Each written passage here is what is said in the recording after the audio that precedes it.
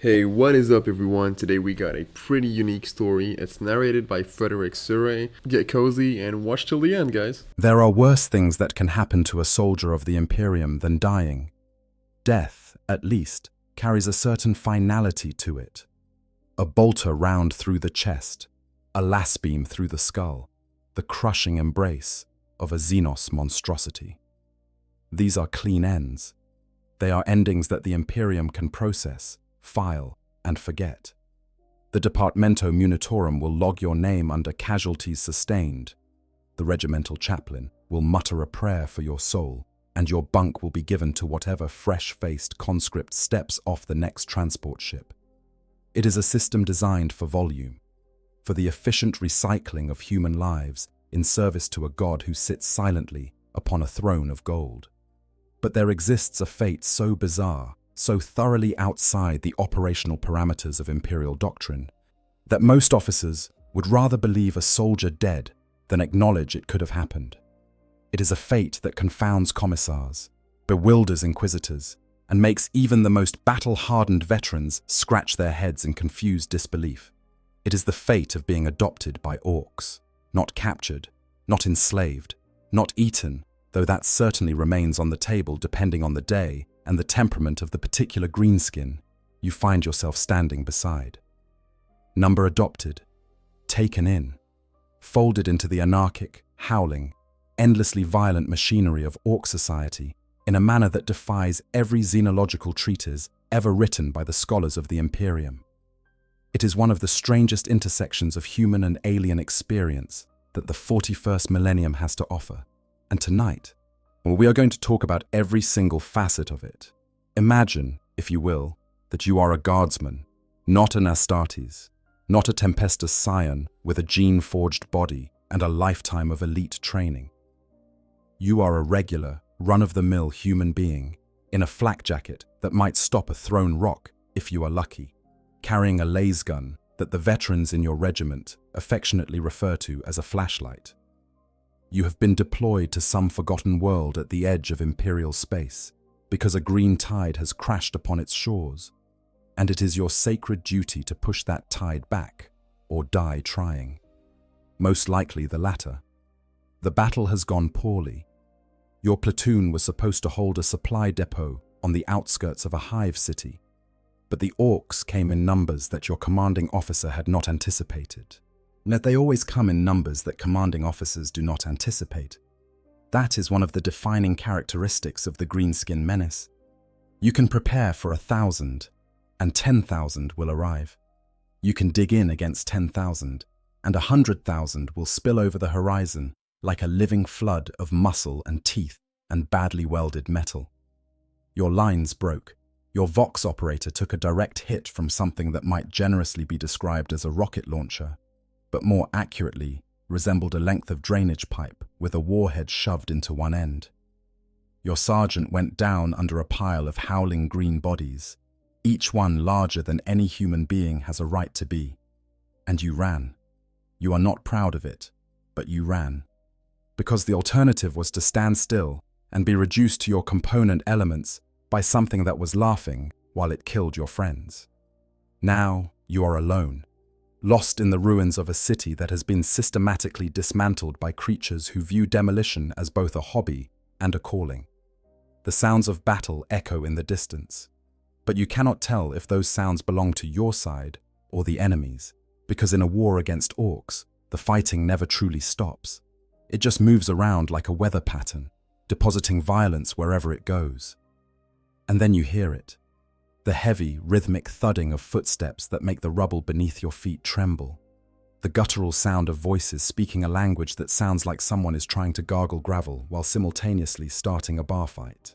Around the corner of a collapsed hab block comes a mob of orcs, each one standing a head taller than you, their green skins scarred and pockmarked from a lifetime of warfare that they consider recreational activity.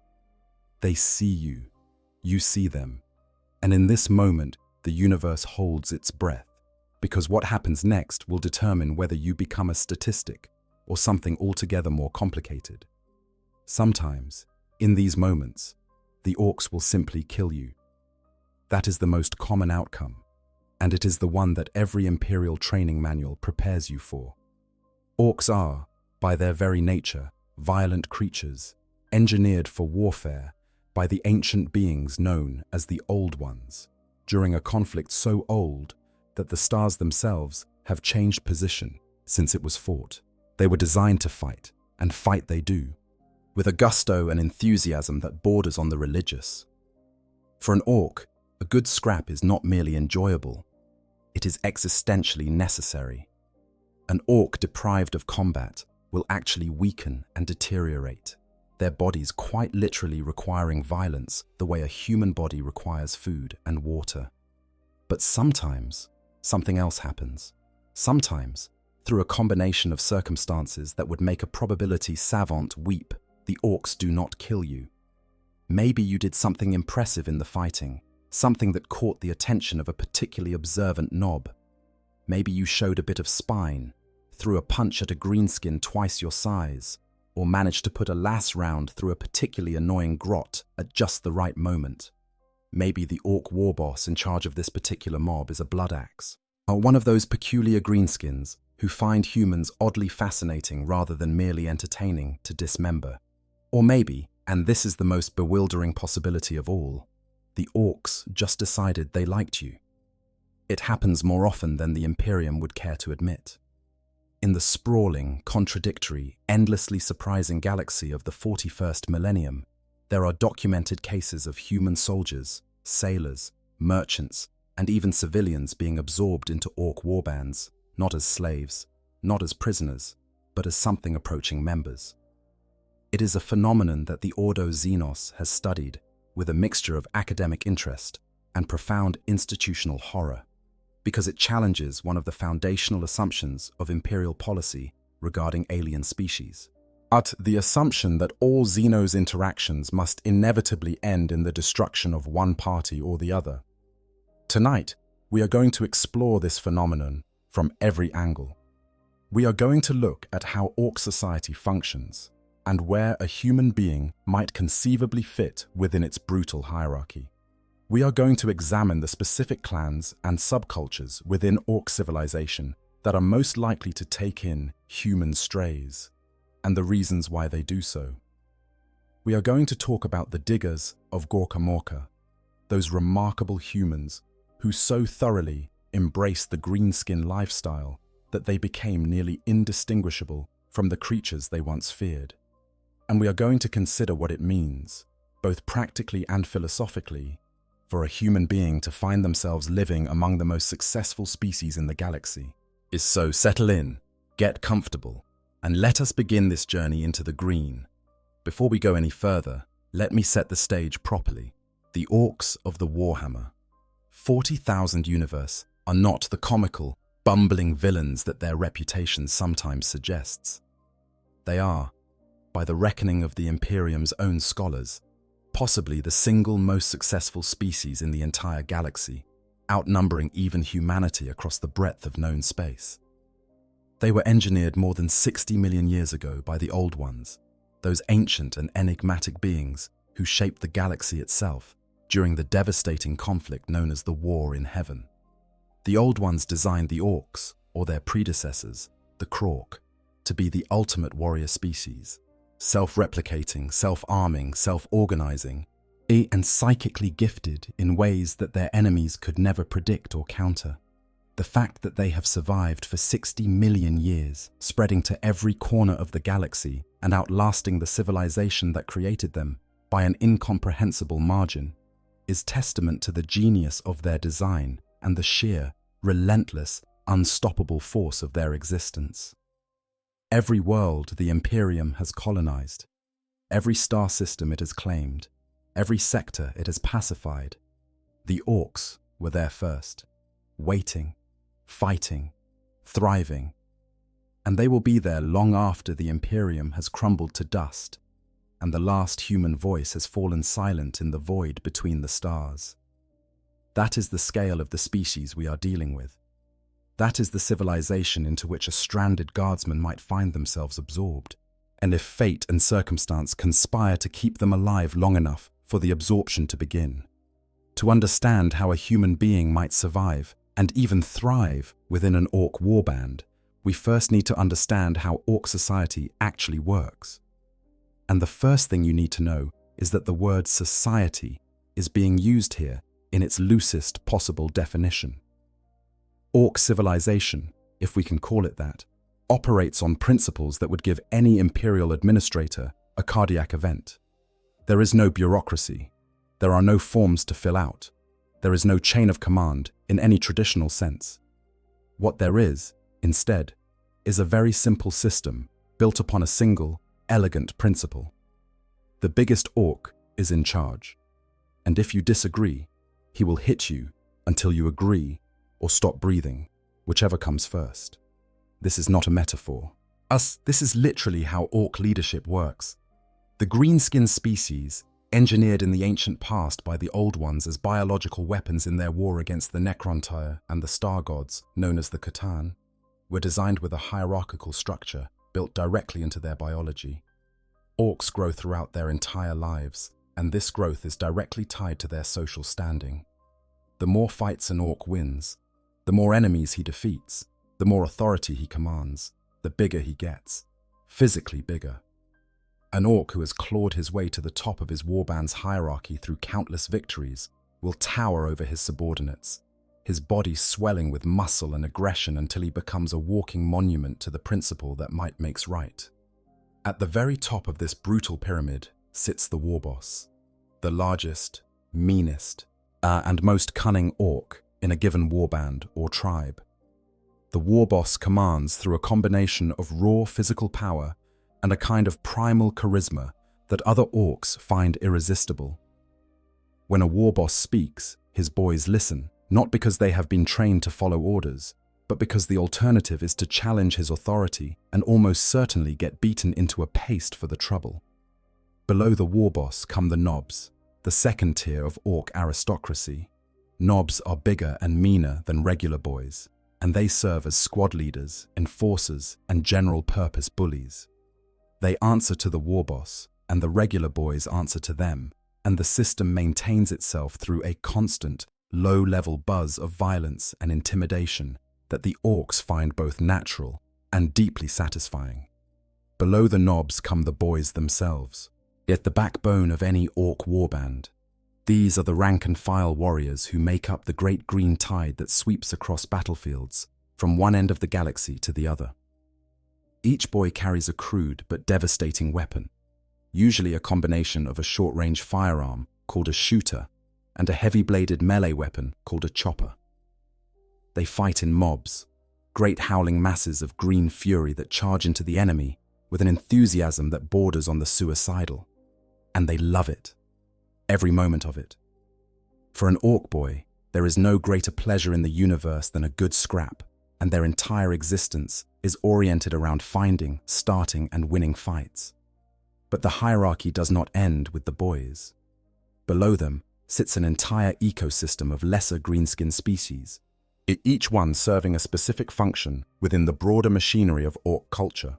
The Gretchen, also known as grots, are the most numerous of these lesser species. They are small, cunning creatures who serve as servants, laborers, ammunition carriers, and, when the situation demands it, living shields for the larger orcs. Despite their diminutive size and low social standing, Gretchen are surprisingly important to the functioning of orc society.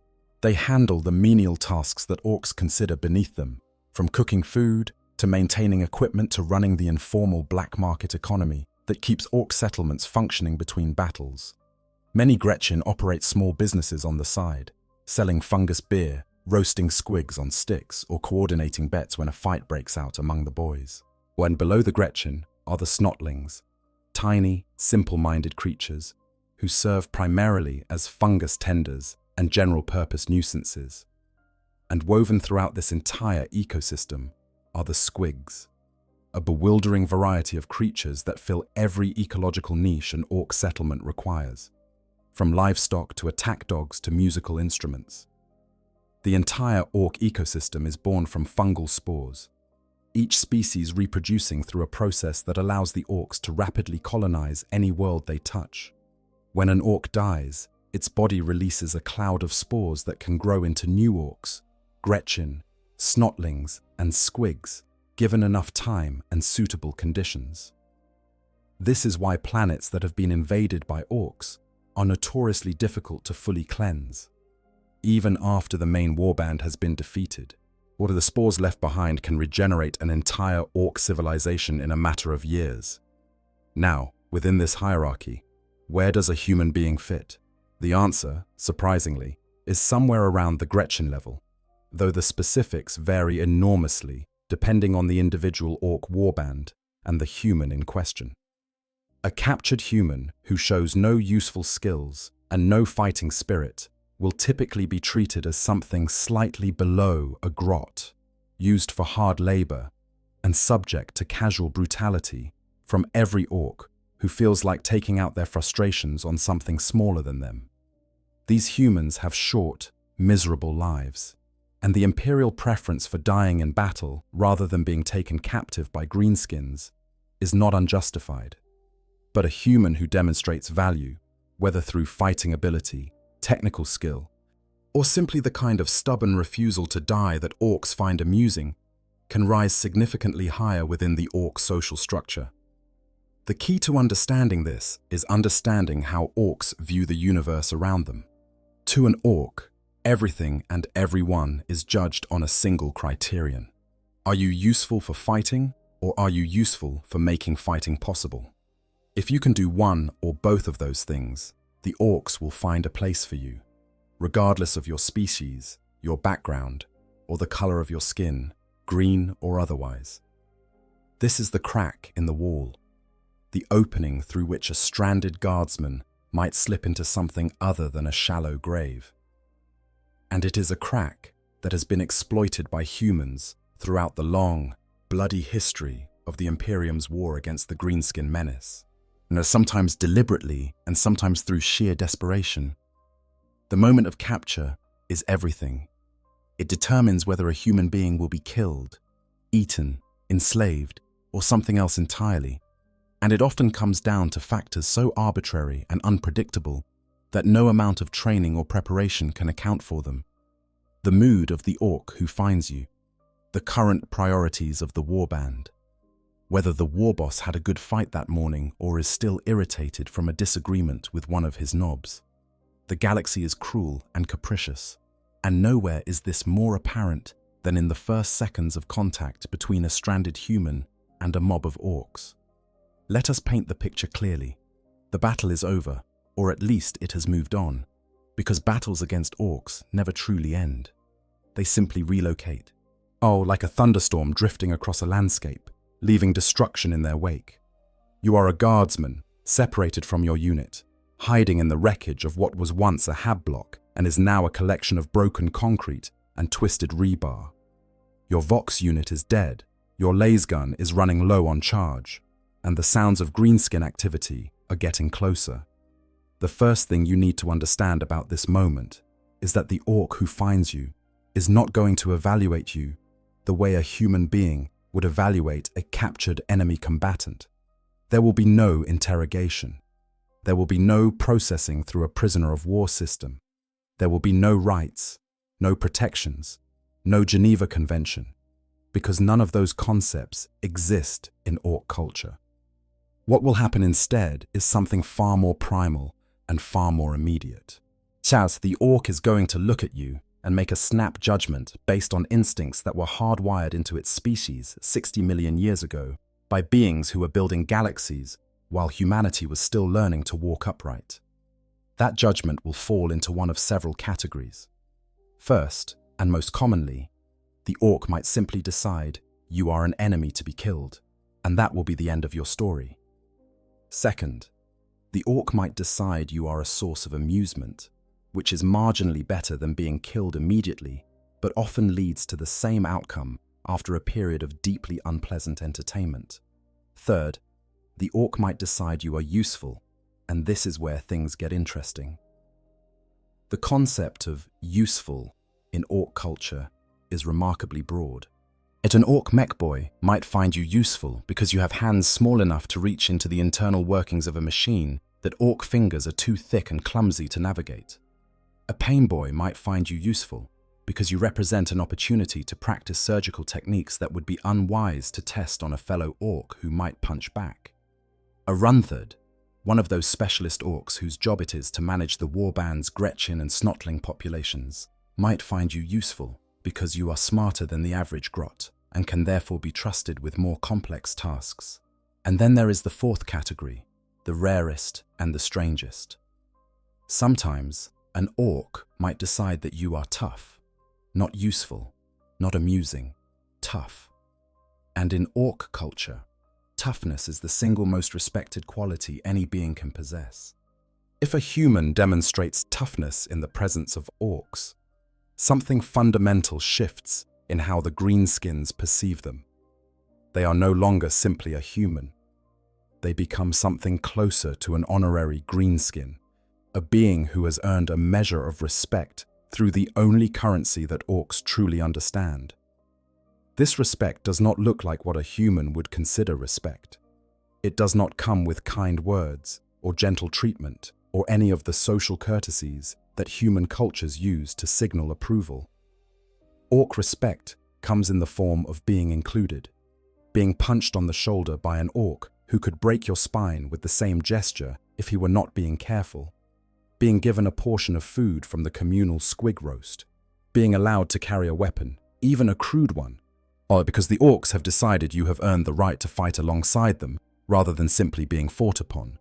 The runthods are key figures in this process. These specialist orcs are, by greenskin standards, remarkably patient and observant.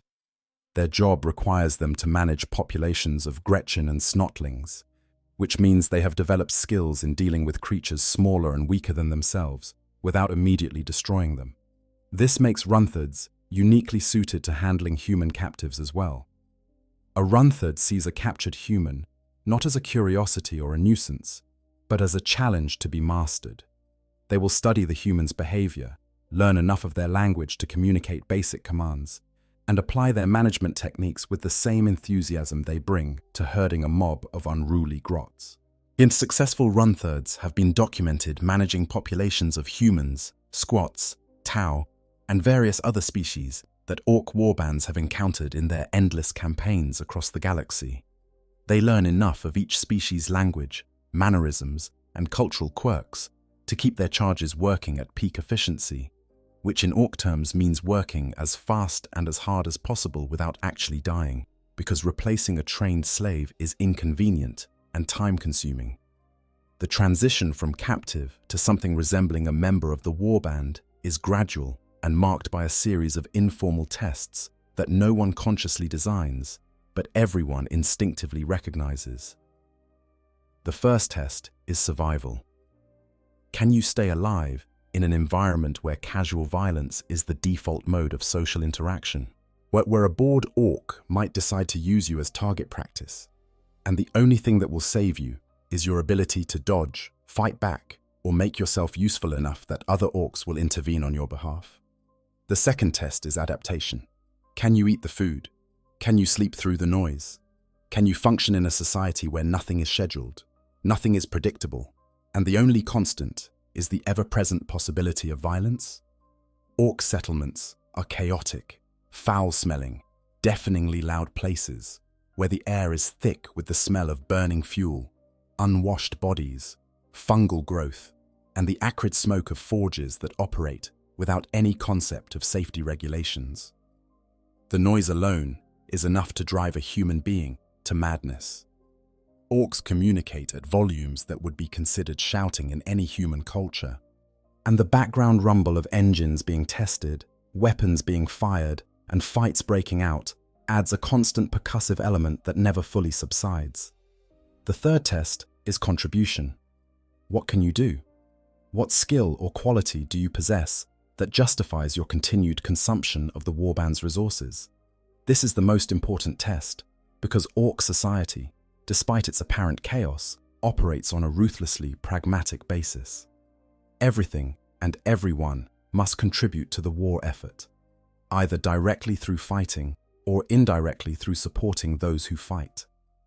A human who cannot fight and cannot support fighting will be discarded, sold to another warband, or simply left behind when the mob moves on. But a human who can contribute, a human who possesses technical skills, medical knowledge, linguistic ability, or even just a talent for making themselves invisible when trouble starts and appearing when there is work to be done, can carve out a niche in orc society that is, by the grim standards of the 41st millennium, almost comfortable. Almost. The daily life of a human being living among orcs is, to put it as diplomatically as possible, not pleasant, but it is survivable. And in a galaxy where the average lifespan of an Imperial guardsman in a combat zone is measured in hours, survivability is not nothing. The first thing you learn is the hierarchy. Not the formal hierarchy of war boss and knobs and boys that we discussed earlier, but the personal hierarchy that determines your moment-to-moment existence. Every orc in the warband is bigger than you, stronger than you, and more violent than you. Which means every orc in the warband can and will push you around whenever they feel like it. Your goal is not to prevent this, because that is impossible, but to minimize the frequency and severity of the pushing by making yourself useful to specific, powerful orcs who will then protect you from the rest, not out of kindness, but because you belong to them and no one damages another orc's property without consequences. This is the fundamental principle of human survival in orc culture. You are property. This sounds terrible, and in many ways it is, but it also provides a framework for survival that pure freedom would not. A human who belongs to an orc has the protection of that orc, which means that other greenskins who want to harm the human must first answer to the human's owner. And since orc property disputes are settled through violence, most orcs will think twice before damaging another orc's possessions, especially if the owner is bigger and meaner than they are. The most desirable position for a human in orc society is as the personal servant of a nob, or, if fortune truly smiles upon you, a war boss. These high-ranking orcs have the power to protect their humans from the casual brutality of the rank and file, and they are often sophisticated enough by orc standards to recognize the value of having a human servant who can perform tasks that Gretchen cannot. A human servant might be tasked with maintaining a nob's personal weapons, organizing his trophies, managing his supply of teeth, which serve as currency in orc society, or performing various administrative functions that orcs find tedious but necessary. Some humans have risen remarkably high within orc hierarchies by providing services that no greenskin can replicate.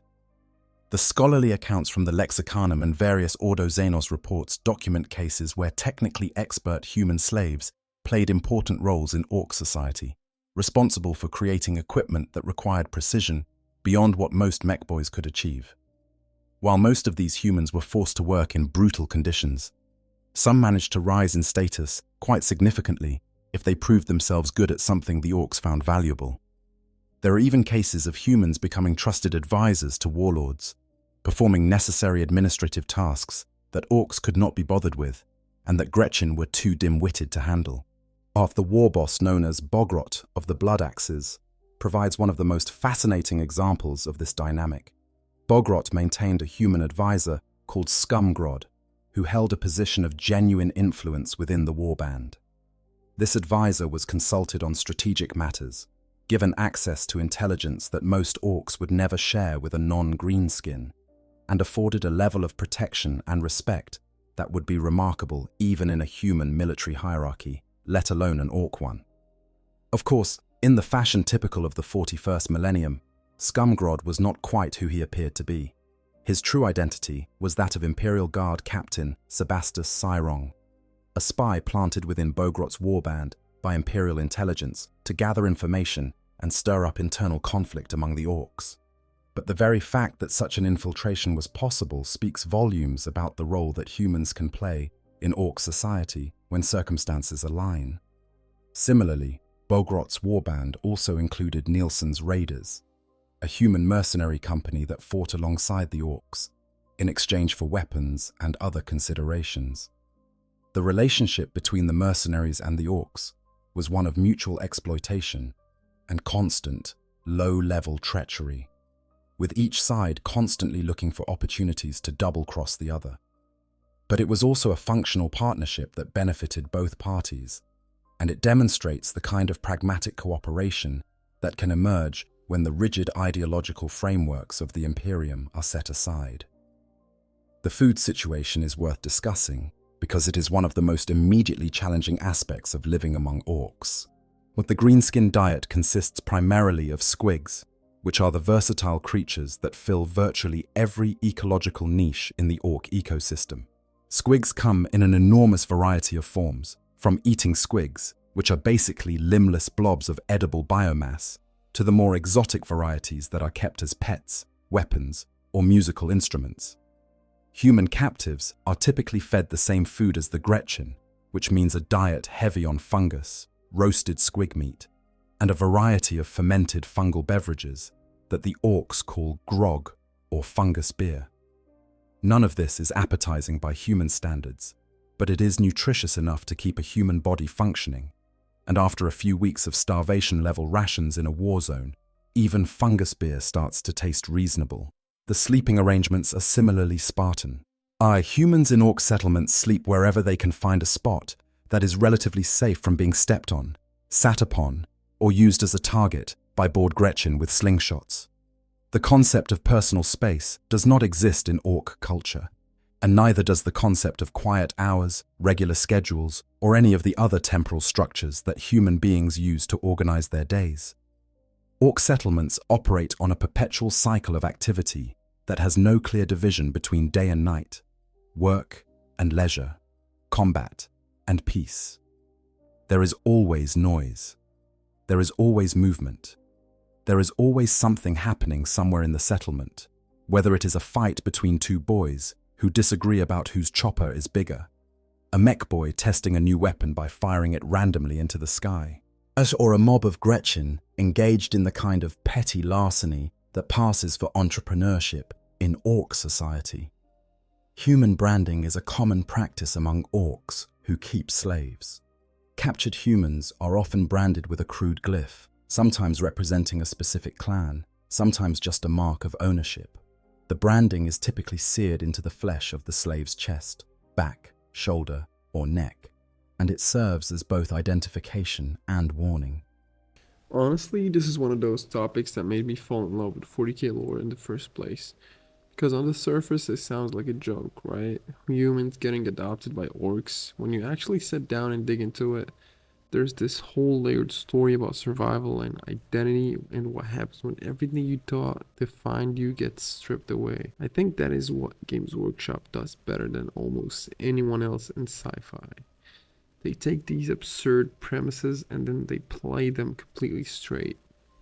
And somehow the result is more human and more emotionally resonant than settings that take themselves way more seriously. The Diggers alone could carry an entire novel series. And honestly, I am surprised Black Library has not gone back to that well yet. And if you're new to this channel, this is the kind of deplorable content we do here, taking the weird corners of 40k and pulling them apart until something real falls out. But yeah, let's continue the video. A branded human belongs to someone, and taking or harming them without permission is an act of theft that will be punished according to orc custom, which is to say, violently. And yet, despite all of this, there are humans who not only survive in orc society, but come to occupy positions of genuine, if informal, authority. These are the humans who have figured out the one great secret of orc culture, that beneath the violence, beneath the chaos, beneath the constant noise and danger, there is a simple and surprisingly transparent social contract at work. If you contribute, you are valued. If you are valued, you are protected. If you are protected, you can survive. And if you can survive long enough, you might just find that the orcs have started thinking of you as one of their own. The Blood Axes are, without question, the most human-friendly clan in all of orc civilization. And that phrase needs to be understood in its proper context. When we say the Blood Axes are human-friendly, we do not mean that they will greet you with a warm handshake and offer you a cup of recaf. We mean that they might not kill you immediately, and that if you prove useful, they might actually go out of their way to keep you alive and functioning. By orc standards, This is practically saintly behavior. The Blood Axes were the first orc clan to make sustained contact with the Imperium of man, and through their long and mostly contentious acquaintance with humanity, they have developed skills and sensibilities that other orc clans find deeply suspicious. They use camouflage, though their understanding of the concept is imperfect at best. A Blood Axe mob might feature a dizzying array of different camouflage patterns among its members, none of which are appropriate for the environment they are actually fighting in. One orc might be wearing urban grey camo in a jungle, while the orc next to him sports desert tan in a snowfield. It does not matter, because the orc psychic gestalt field, that strange, collective belief that makes the impossible possible, ensures that the camouflage works regardless of how absurd it looks. If the orcs believe they are hidden, at least as far as the psychic field can influence the material universe. More significantly, the Blood Axes have adopted human military practices to a degree that makes other orc clans deeply uncomfortable. They retreat when they are losing, which to most orcs is a concept so alien it might as well be written in ancient Eldari script. They employ tactical planning, use scouts, coordinate their attacks, and even maintain something approaching a command structure that goes beyond simply following whoever is biggest. They trade with humans, sometimes exchanging materials and even fighting alongside Imperial forces as mercenaries when the price is right. While this willingness to interact with humans on something approaching equal terms has earned the Blood Axes a reputation among other orc clans as being untrustworthy, cowardly, and un-orky. The other clans look at the Blood Axes and see greenskins who have been corrupted by contact with the humies, who have lost touch with the essential orc values of straightforward violence and unthinking aggression. The Blood Axes, for their part, care very little about this criticism. They are every bit as dangerous as any other orc clan, perhaps even more so, because their willingness to think around problems and employ cunning tactics makes them unpredictable in ways that other orcs are not. For a human who finds themselves captured by Blood Axe orcs, the prospects for survival are significantly better than with any other clan. The Blood Axes are more likely to see value in a human captive, more willing to learn enough of the human's language to communicate, and more inclined to use the human's skills, rather than simply working them to death in a labor camp.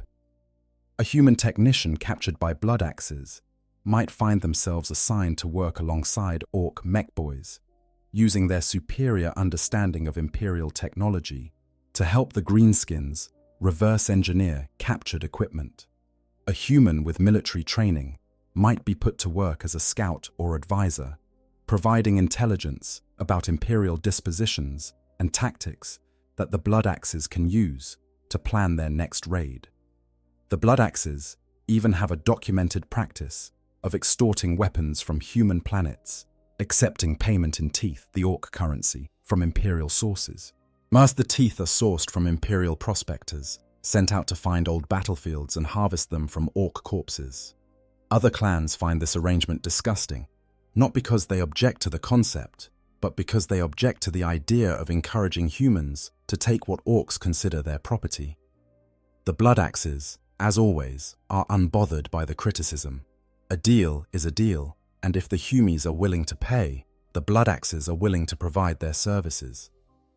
The massacre at Big Toff River is one of the most famous examples of Blood Axe cooperation with Imperial forces.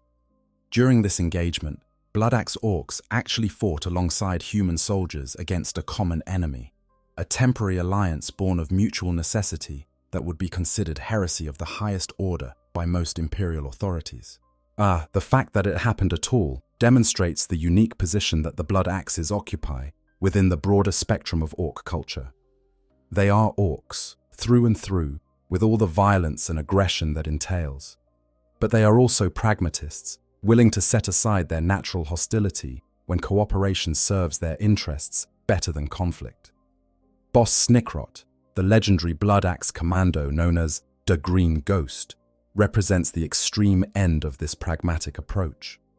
Snickrot is feared by the soldiers of Armageddon, not because he fights like a typical orc, with howling charges and overwhelming force, but because he fights like something entirely different. He moves through the jungles of Armageddon like a phantom, slipping past defenses, eliminating sentries, and then terrorizing entire garrison units with his ability to appear and disappear without warning.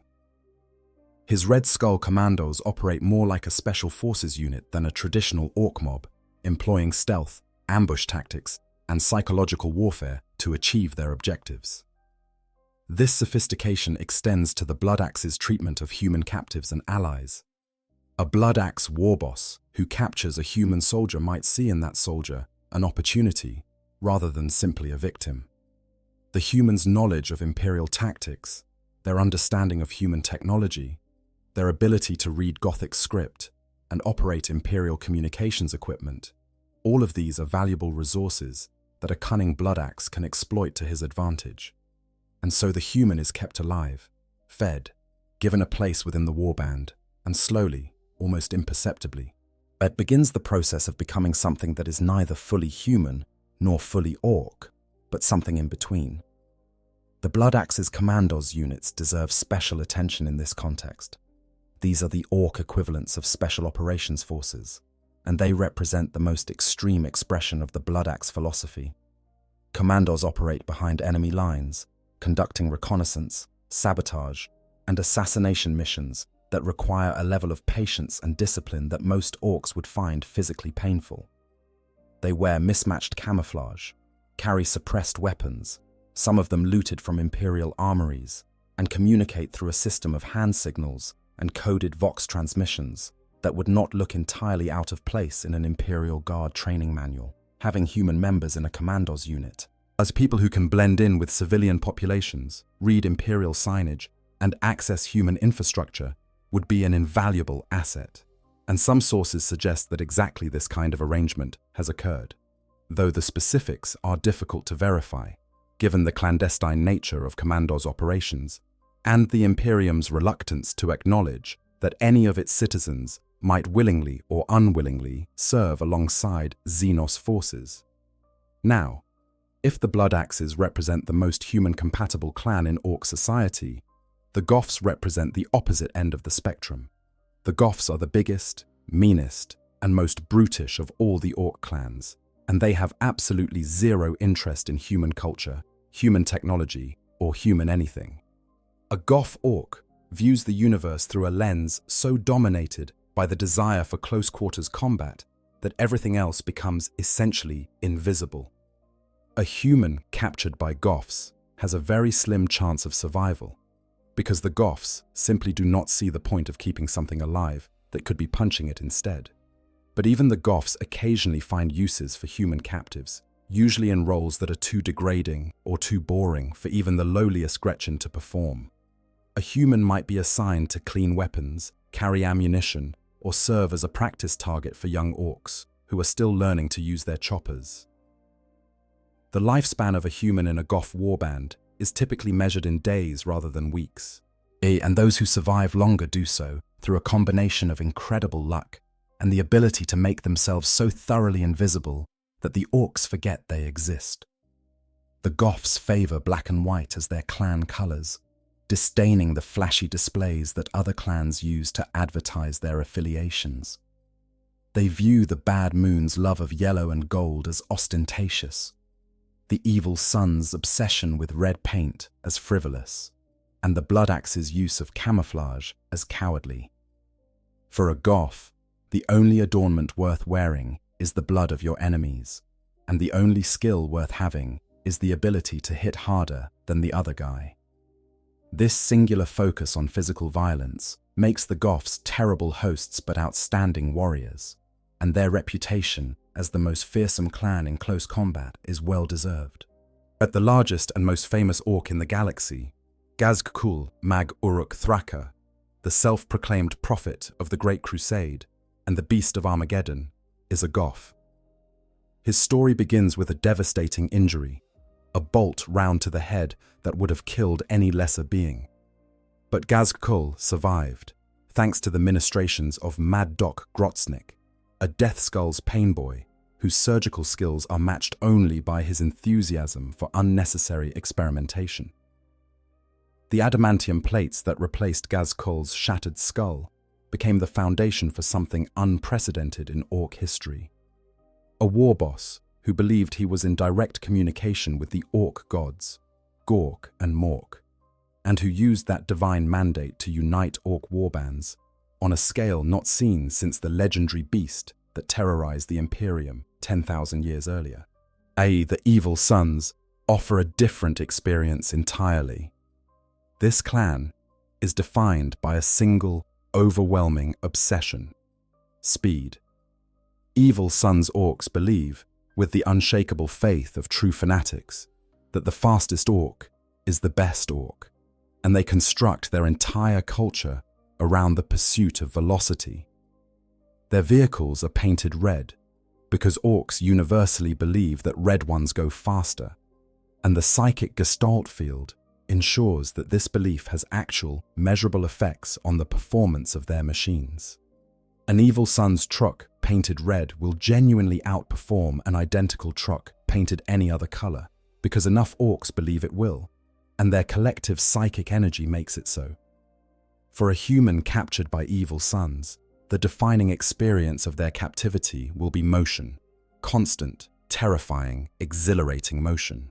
Our Evil Sons warbands are perpetually on the move, their convoys of vehicles screaming across landscapes at speeds that would make an Imperial Navy pilot nervous. A human in an Evil Sons warband might find themselves strapped to the outside of a war truck, clutching for dear life as the vehicle careens across a battlefield at speeds that seem physically impossible for a machine held together by optimism and spot welds. If they survive long enough, and if they demonstrate any aptitude for mechanical work, they might be assigned to help the clan's mech boys maintain the fleet of vehicles that is the Evil Sons' most prized possession. An Evil Sons mech boy will gladly accept assistance from anyone, human or otherwise, who can help him make his machines go faster. The Bad Moons are the wealthiest orc clan, are owing to a unique biological quirk that makes their teeth grow faster than those of any other clan. Since orc teeth serve as currency, Bad Moons are perpetually flush with cash, and they spend it with the enthusiasm of lottery winners on a shopping spree. They buy the biggest guns, the flashiest armor, the most outrageous personal accessories, and they display their wealth with a proud ostentation that would make a rogue trader blush. A human captured by Bad Moons might find themselves serving as a status symbol, dressed in stolen Imperial finery, and paraded before other warbands as proof of the Bad Moon's wealth and prestige. It is not a dignified existence, but it is marginally safer than being assigned to a Goff mining detail. The Death Skulls are the looters and scavengers of the orc world, masters of the art of acquiring things that belong to other people, including other orcs. They paint themselves blue because they believe blue is a lucky color, and they descend upon battlefields and enemy settlements with the enthusiasm of bargain hunters at a closing sale. A human with any kind of technical or scavenging skill would be a valuable addition to a Death Skull warband, because the clan's entire culture revolves around finding, stealing, and repurposing things that other factions have built. A human who can identify valuable Imperial technology, explain how it works, and help the Death Skull mech boys modify it for orc use would be worth their weight in teeth. The Snakebites are the most traditional of the major orc clans, preferring the old ways over the technological innovations that other clans have embraced. They distrust complex machinery, favor hand-to-hand combat weapons over firearms, and maintain a deep connection to the various beasts and squigs that are part of the orc ecosystem. They are the finest breeders of Gretchen and squigs among all the clans, and their runthards produce the fiercest, toughest stock available. A human captured by snakebites might find themselves assigned to work with the clan's beast herds, tending squigs and snotlings under the supervision of runthards who have more patience for small, non-green creatures than most orcs possess. The snakebites beast snagger subculture, nomadic hunters who spend their lives pursuing the largest and most dangerous prey they can find, might also have use for a human tracker or scout who can provide intelligence about the local environment and its inhabitants. Each clan, in its own way, demonstrates the remarkable adaptability of orc culture when it comes to incorporating non-orc elements into its social structure. The specifics vary enormously, from the Bloodaxe's quasi-diplomatic approach to the Goff's barely tolerant exploitation, but the underlying principle remains the same. If you can contribute, you can survive, and if you can survive long enough, you might just become part of the mob. Let us take a moment and imagine how each of these encounters would actually feel, because the difference between reading about orc clans in an abstract xenological report and actually standing in front of a mob of greenskins is the difference between reading about a hurricane and having your roof torn off. If the Goffs find you, the first thing you notice is the sheer wall of black. Goffs disdain color, while they wear black armor, carry black weapons, and the only decoration they tolerate is the stark white and black checkerboard pattern that serves as their clan marking. They are enormous, even by orc standards, because the Goff clan consistently produces the largest and most physically powerful greenskins in the galaxy. The biggest Goff in a mob will stand well over 2 meters tall, with shoulders broad enough to fill a doorway and arms thicker than your torso. He will look at you the way a human might look at a particularly uninspiring insect, not with malice necessarily, but with a complete absence of interest or empathy that is, in its own way, more terrifying than hatred. The Goff's approach to you will be direct and uncomplicated. Someone will grab you, and someone will throw you into a pen with whatever other small creatures the warband has collected, whether that is captured humans, enslaved Gretchen, or livestock squigs. You will be fed irregularly, worked constantly, and subjected to casual violence whenever a Goff boy decides he needs something to punch that will not punch back as hard as another orc. Your survival will depend entirely on your ability to make yourself useful enough that the orcs keep you alive, or invisible enough that they forget you exist. If the evil sons find you, the experience is entirely different. You will hear them before you see them, the roar of engines growing from a distant rumble to a deafening howl as a convoy of vehicles appears on the horizon, each one trailing a cloud of dust and exhaust fumes thick enough to block out the sun. Evil Sons warbands travel fast and they travel loud, their vehicles painted in bright red with flame patterns and racing stripes, their drivers howling with joy as they push their machines to speeds that defy engineering principles and common sense. The vehicles themselves are marvels of orc improvisation, cobbled together from salvaged parts and held together by the psychic conviction of their drivers that they will not fall apart, at least not until after the race is over. Being captured by evil sons means being strapped to a vehicle. There is no getting around this. The evil sons live on their vehicles, sleep on their vehicles, eat on their vehicles, and fight from their vehicles. If you are going to be part of the warband, you are going to be on a vehicle, probably in an exposed position where the wind and dust will scour your skin raw and every bump in the terrain will rattle your teeth. But if you can demonstrate any aptitude for mechanical work, if you can hold a wrench without dropping it and tighten a bolt without stripping it, the evil sons mech boys will take notice. A mech boy always needs more hands, and small human hands can reach into spaces that orc fingers cannot. You might find yourself becoming an apprentice of sorts, learning the strange and chaotic art of orc engineering by watching a mech boy work and gradually picking up enough skills to be trusted with increasingly complex tasks.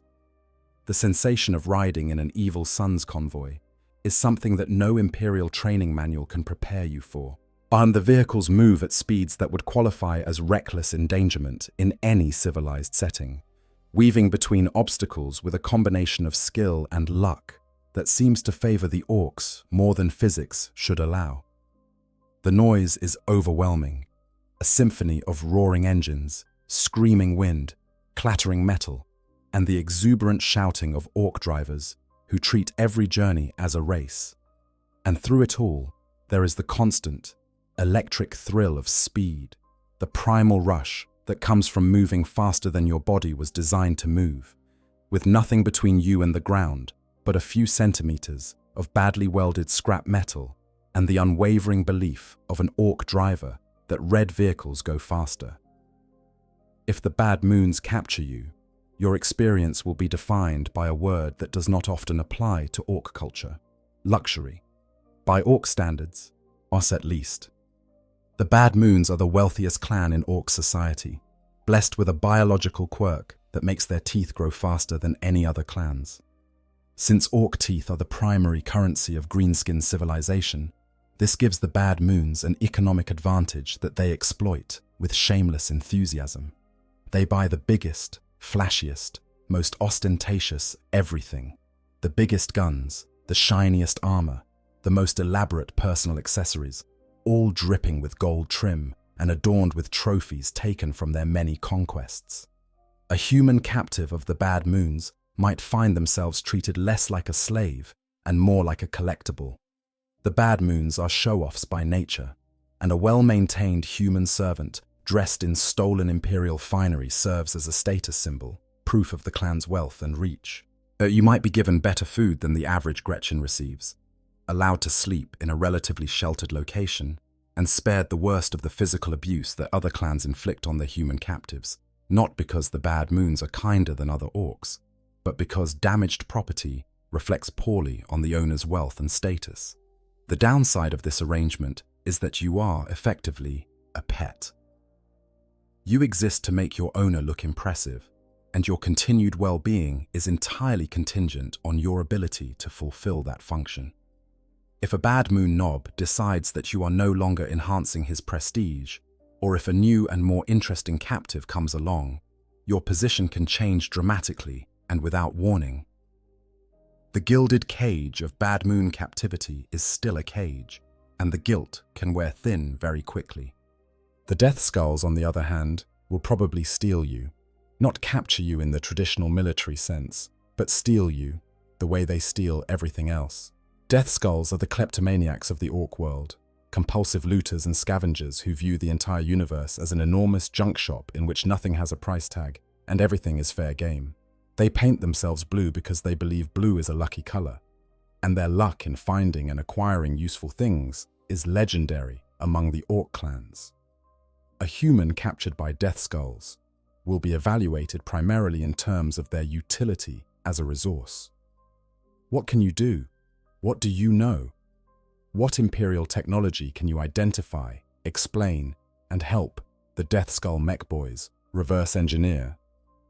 If you have technical knowledge of any kind, either the Death Skulls will put you to work immediately, setting you to the task of sorting, cataloging, and explaining the mountains of stolen equipment that accumulate in every Death Skull settlement. Your value in this role can be considerable, because the Death Skulls acquire technology from every faction they encounter, and a human who can tell the difference between a Lascanon power cell and a plasma generator containment unit is worth more than a dozen Gretchen with pliers. The atmosphere in a Death Skull camp is one of constant, chaotic industry.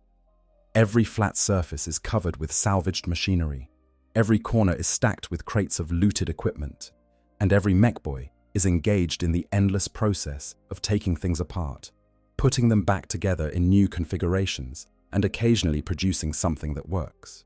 The noise level is extraordinary, a constant background roar of grinding metal, hissing welding torches, and the occasional explosion when an experiment goes wrong.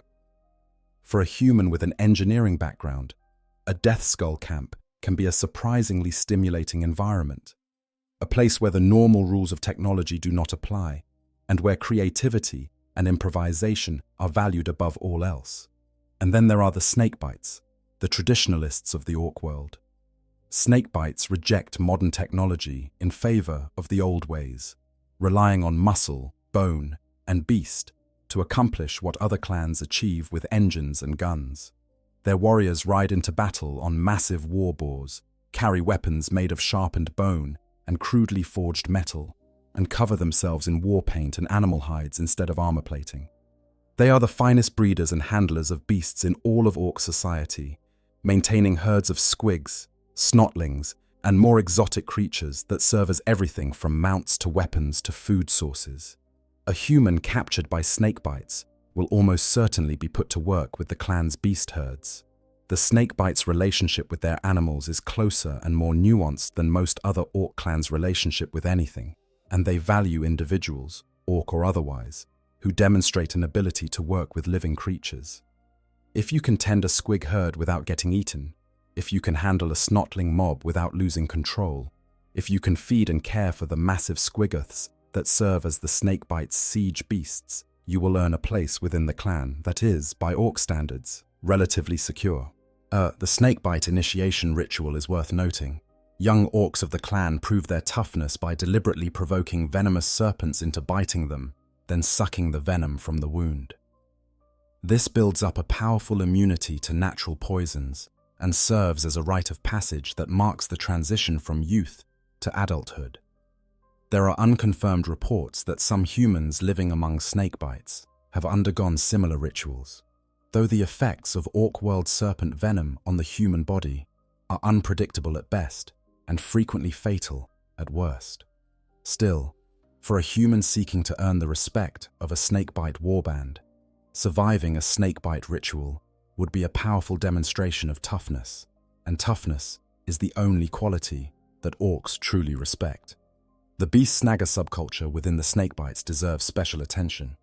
Beast snaggers are nomadic orc hunters who have dedicated their lives to pursuing the largest and most dangerous prey they can find. They hunt everything from feral squiggoths to tyrannid bioforms to imperial tanks, viewing all of these targets as equally valid game. Their weapons are specialized for big game hunting, featuring harpoon-like implements called stickers that are designed to immobilize large targets before the final killing blow. Beast snagger warbands are constantly on the move, following prey across entire continents and sometimes entire worlds, and their lifestyle demands a level of physical toughness and endurance that pushes even orc physiology to its limits. A human who falls in with a beast snagger warband would need to be exceptionally hardy to keep up. The pace of travel is relentless, the terrain is often hostile, and the hunting itself is extraordinarily dangerous. But for a human who can match that pace, who can serve as a scout or tracker using human senses and human knowledge of the local environment, the beast snaggers might offer something that few other orc subcultures can provide: genuine excitement. There is no boredom in a beast snagger warband. There is only the hunt, the pursuit, the kill, and the brief moment of triumph before the next target is identified and the chase begins again. No discussion of humans living among orcs would be complete without addressing the diggers of Gawkam, perhaps the most extraordinary example of human-orc integration in the entire Warhammer 40,000 universe. The diggers represent what happens when humans are exposed to orc culture not for months or years, but for generations. And the result is something that challenges every assumption the Imperium holds about the fundamental incompatibility of human and Xenos civilizations. The story begins on a world called Angelis, an ancient Necron tomb world that sits quietly on the star charts of the Imperium, unremarkable and largely forgotten. In the 35th Millennium, an Adeptus Mechanicus explorator vessel called the Eternal Vigilance was surveying the planet when an orc-inhabited space hulk crashed into its surface, creating a massive canyon that the orcs would come to call Duskid and devastating the surrounding landscape. The Imperial survey team that had been investigating the planet's mysterious pyramid structures was caught in the catastrophe, their base station destroyed and their connection to the wider Imperium severed. The surviving orcs did what orcs always do. They set about building. Specifically, they set about building a new starship that would allow them to leave the planet and rejoin their crusade through the stars, a project they called Gawkam in honor of their twin gods. The scale of this endeavor was enormous, and it consumed the attention and resources of the entire orc population for generations, creating a unique cultural context in which the usual orc obsession with fighting was partly channeled into the competitive collection of salvage and scrap metal for the Gawkam project. Meanwhile, the descendants of the Imperial survey team had survived underground, sheltering in the network of tunnels they had dug during their initial exploration of the planet's pyramid complexes. These humans are cut off from the Imperium and with no hope of rescue, developed their own culture in the darkness beneath the surface. When they eventually dug their way back to the surface, they encountered the Orks who had been living there for generations. The Orks called these humans diggers, a name derived from the human habit of burrowing underground, which the Orks found both amusing and slightly contemptible. The initial relationship between the two groups was hostile, as one might expect, but a series of dramatic events, including the unleashing of Necron forces from the planet's pyramids, created circumstances under which cooperation became necessary for survival. What happened next is what makes the diggers so remarkable. Over the course of generations, the humans of Angelus did not merely coexist with the Orks. As they actively adopted Ork culture, Ork values, and Ork ways of living, they began using Ork technology, crude weapons like sluggers and shooters, and they built vehicles modeled on Ork designs. They organized themselves into social structures that mirrored the Ork hierarchy, with the largest and toughest diggers, called digger knobs, serving as leaders in the same way that knobs lead Ork mobs. They even began to physically change, growing larger and more muscular over the generations, as a result of the constant physical demands of life on Gorkamorka's harsh surface. The diggers of Gorkamorka are, in essence, humans who chose to become Orks. Not biologically, of course. They remain human beings, with human DNA and human physiology. But culturally, socially, and psychologically, they are greenskins in all but the color of their skin. Yet they live for the fight. They organize their society around the principles of strength and violence. They speak a pidgin language that blends Low Gothic with Orc speech patterns. And they compete with the actual Orcs for salvage rights to the debris from the original Space Hulk crash, engaging in the same kind of running battles and vehicular combat that defines Orc culture on Gorkamorka. The relationship between the diggers and the actual Orcs is complex and fascinating. The Orcs do not consider the diggers to be their equals, because the diggers are not Orcs. And in Orc culture, being an Orc is the only thing that truly matters. But the Orcs also do not consider the diggers to be entirely beneath them, because the diggers fight, and fighting is the one activity that earns respect in Orc society regardless of who or what you are. The result is a kind of grudging, occasionally violent, but fundamentally functional coexistence that has persisted for centuries. The diggers trade with the Orcs, exchanging salvaged materials and services for weapons and vehicles. They fight alongside the Orcs when mutual enemies threaten both communities, and they fight against the Orcs when competition for resources makes conflict inevitable. It is not a harmonious relationship, but it is a relationship, and in the grim darkness of the far future, any kind of stable interspecies interaction is remarkable enough to warrant attention. What the diggers demonstrate, more than anything else, is the power of cultural adaptation. Human beings are remarkably flexible creatures, capable of adjusting their behavior, their values, and even their physical characteristics to suit virtually any environment. The diggers took this adaptability to its logical extreme, transforming themselves from the descendants of imperial scholars and technicians into something that is, for all practical purposes, indistinguishable from the species they were once designed to study. They are a living testament to the proposition that culture is more powerful than biology, and that the boundaries between species are less rigid than the xenologists of the Imperium would like to believe. The diggers also represent something that terrifies the Imperium on a fundamental level, a proof of concept. They prove that humans can not only survive outside the Imperium's protection, but can build functional, self-sustaining communities without any reference to imperial culture, imperial religion, or imperial authority. The Imperium's entire justification for its existence rests on the premise that humanity needs the Imperium to survive, that without the guidance of the God Emperor and the protection of his armies, human civilization would collapse into barbarism and extinction. The diggers challenge this premise directly. They are barbarians, by any Imperial standard, living in conditions that would horrify a hive world under-hiver. But they are alive. They are thriving in their rough and violent way.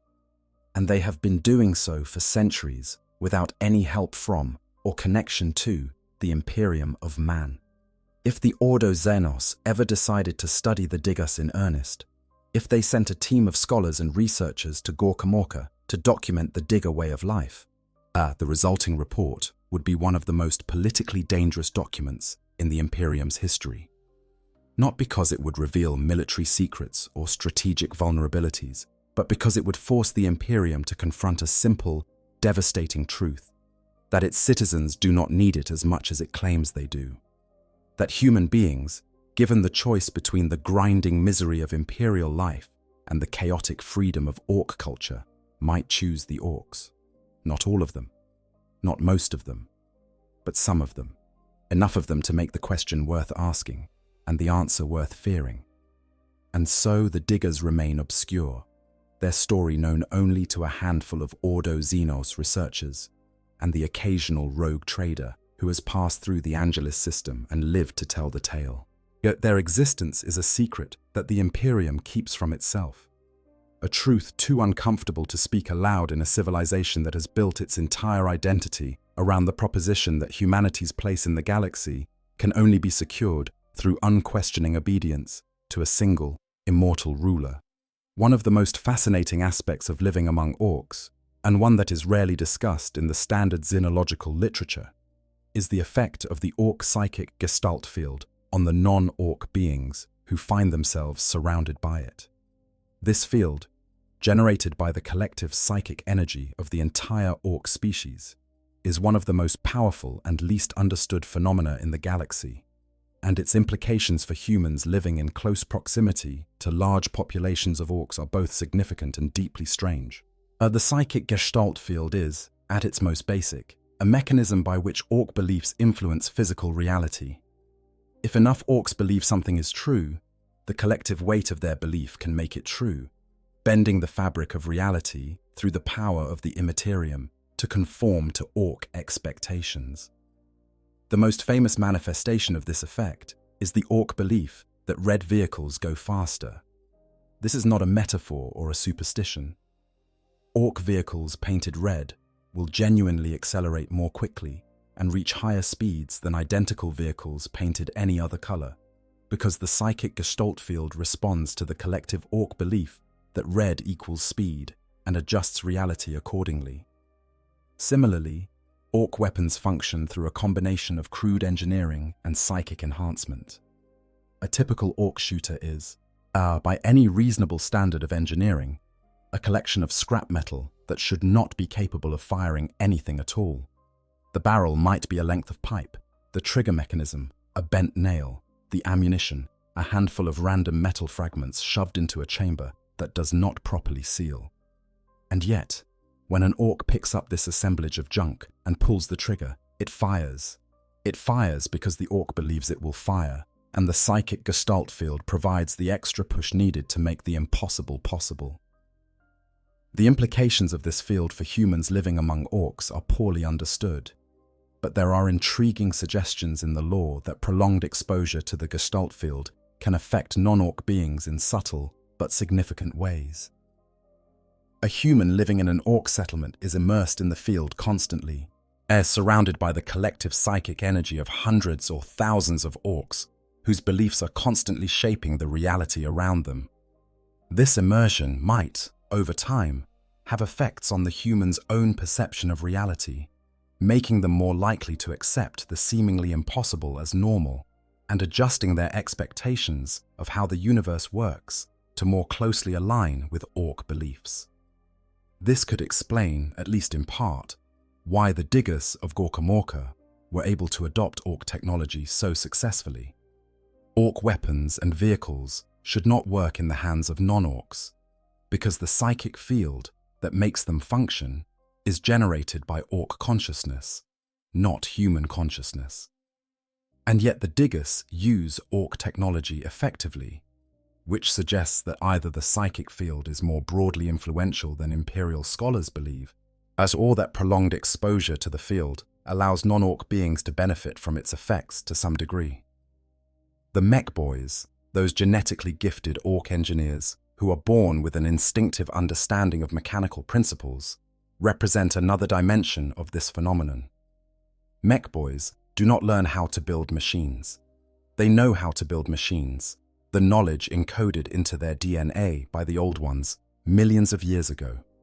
This genetic memory allows them to construct devices of remarkable complexity and power, from simple shooters to the massive gargants that stride across battlefields like mechanical gods. But the key insight is that mech-boy engineering works not just because of the genetic knowledge, but because of the psychic field that supplements that knowledge with the collective belief of every orc in the vicinity.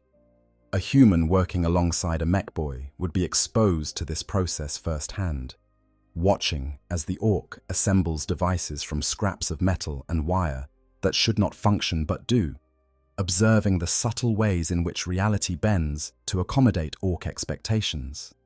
Over time, this exposure might change the way the human thinks about technology, about possibility, about the relationship between belief and reality. It might make them a better engineer, able to achieve results that would be impossible in a purely human context. Or it might simply make them very confused. The Pain Boys offer another window into this phenomenon. These are the orc equivalent of doctors, born with an instinctive understanding of orcoid anatomy that allows them to perform surgeries that would be considered impossible by human medical standards. A Pain Boy can transplant an orc's head onto a new body, replace limbs with crude bionics, and perform a variety of other procedures that routinely violate the laws of biology and common sense. They do this not through careful study and rigorous training, but through instinct and enthusiasm, and the psychic gestalt field provides the margin of error that allows their crude techniques to succeed far more often than they should. A human living in an orc settlement would likely encounter a Pain Boy at some point, either as a patient or as an observer, and the experience would be deeply unsettling. Watching a Pain Boy work is like watching someone perform surgery with a sledgehammer and a pair of pliers, except that it works. The patient survives. The transplanted limb functions. The bionic eye sees. Yet the psychic field fills in the gaps where skill and precision are lacking, and the result is a form of medicine that is effective despite being conducted with all the subtlety of a demolition project. For humans who have spent extended periods living among orcs, the psychological effects of this constant exposure to the gestalt field are profound. Some Imperial scholars have theorized that the field may actually be addictive, creating a kind of psychic dependency in non-orc beings who have been immersed in it for long periods. This would explain why some humans who are rescued from orc captivity have difficulty readjusting to life in the Imperium, finding the absence of the gestalt field disorienting and uncomfortable. It would also explain, perhaps, why the diggers of Gawkam have never shown any interest in rejoining the Imperium. After generations of living within the orc gestalt field, they may have become so accustomed to its effects that normal human life feels flat and empty by comparison. The field might provide a kind of psychic background noise that fills the consciousness with a sense of purpose and vitality, a constant low-level hum of collective belief that makes everything feel more real, more vivid, more immediate. Leaving that behind, returning to the cold, rational, psychically quiet world of the Imperium might feel less like liberation and more like sensory deprivation. Before we move on to the Freebooters, we need to talk about what it is like to go to war as part of an orc warband. Because this is the crucible. This is the moment where everything we have discussed, the survival, the adaptation, the slow integration into orc society, really gets tested in the most extreme way possible. And it is also the moment where a human can either cement their place within the mob or lose everything, including their life. When an orc warband goes to war, it goes to war with everything it has. There is no reserve force, no strategic withdrawal plan, no concept of holding anything back for later. The entire warband mobilizes, from the war boss in his massive suit of mega armor to the smallest, snotling clutching a sharpened stick. The vehicles are loaded, the weapons are checked, such as orcs check anything, which usually involves firing them into the air to make sure they still work, and the entire settlement erupts into a frenzy of activity that is equal parts military preparation and celebratory festival. For a human embedded within this warband, the mobilization is a uniquely terrifying and exhilarating experience. The energy in an orc camp on the eve of battle is almost physically tangible. The psychic gestalt field intensifies as the collective excitement of hundreds or thousands of orcs feeds back on itself, creating a resonance that even non-psychic humans can feel as a buzzing, tingling sensation at the base of their skull. The orcs become louder, more aggressive, more physical in their interactions with each other and with everything around them. Fights break out constantly, not from anger, but from sheer, overwhelming excitement that has nowhere else to go. The air itself seems to vibrate with anticipation, thick with the smell of weapon oil, engine exhaust, and the primal musk of orc adrenaline. As a human in this environment, you have two options. You can try to hide, and to find some corner of the mobilization that is quiet enough to ride out the storm, and hope that the warband leaves without noticing you. This is risky, because a human who is left behind when the warband goes to war is a human who has demonstrated that they are not willing to fight, and in orc culture, the unwillingness to fight is the one unforgivable sin. Or you can go with them. You can strap on whatever crude armor and weapons you have been able to acquire, climb aboard whatever vehicle or transport will have you, and ride into battle alongside a mob of howling greenskins who are having the best day of their lives. The experience of fighting alongside orcs is unlike anything in human military experience. There are no orders, at least not in any form that a human would recognize as such. There is no formation, no fire discipline, yet no coordination between units. There is only the forward charge, the headlong rush toward the enemy lines, the joyous, screaming, absolute commitment to violence that defines orc warfare. The orcs do not advance in orderly ranks. They stampede. They pour across the battlefield like a flash flood, each individual orc picking their own path, choosing their own target, engaging the enemy in whatever manner brings them the most satisfaction. For a human caught in this flood, survival depends on instinct and positioning. You stay near the biggest, toughest orcs you can find, because they will absorb the incoming fire that would otherwise kill you. You keep your head down during the charge, because the volume of projectiles flying in both directions is staggering, and the margin between the paths of enemy bullets and friendly fire is razor thin. And when the two sides collide, you fight. Not with the berserker abandon of the orcs around you, because that would get you killed in seconds, but with the focused, calculated aggression of a human being who understands that hesitation means death, and that the only way out is through. The aftermath of an orc battle is, in some ways, more dangerous for a human than the battle itself. The orcs are at their most unpredictable in the moments after a fight, riding the high of combat adrenaline with no enemy to direct it toward. Fights between orcs become more frequent and more intense as the warband processes the excess energy of battle. Weapons are discharged randomly, vehicles are driven recklessly, and any human who is slow to get out of the way can become collateral damage in the post-battle celebration that the orcs consider the natural conclusion to any successful engagement. But for a human who has fought well, who has demonstrated the willingness to charge alongside the boys and the toughness to survive the experience, the aftermath of battle can also be a moment of acceptance.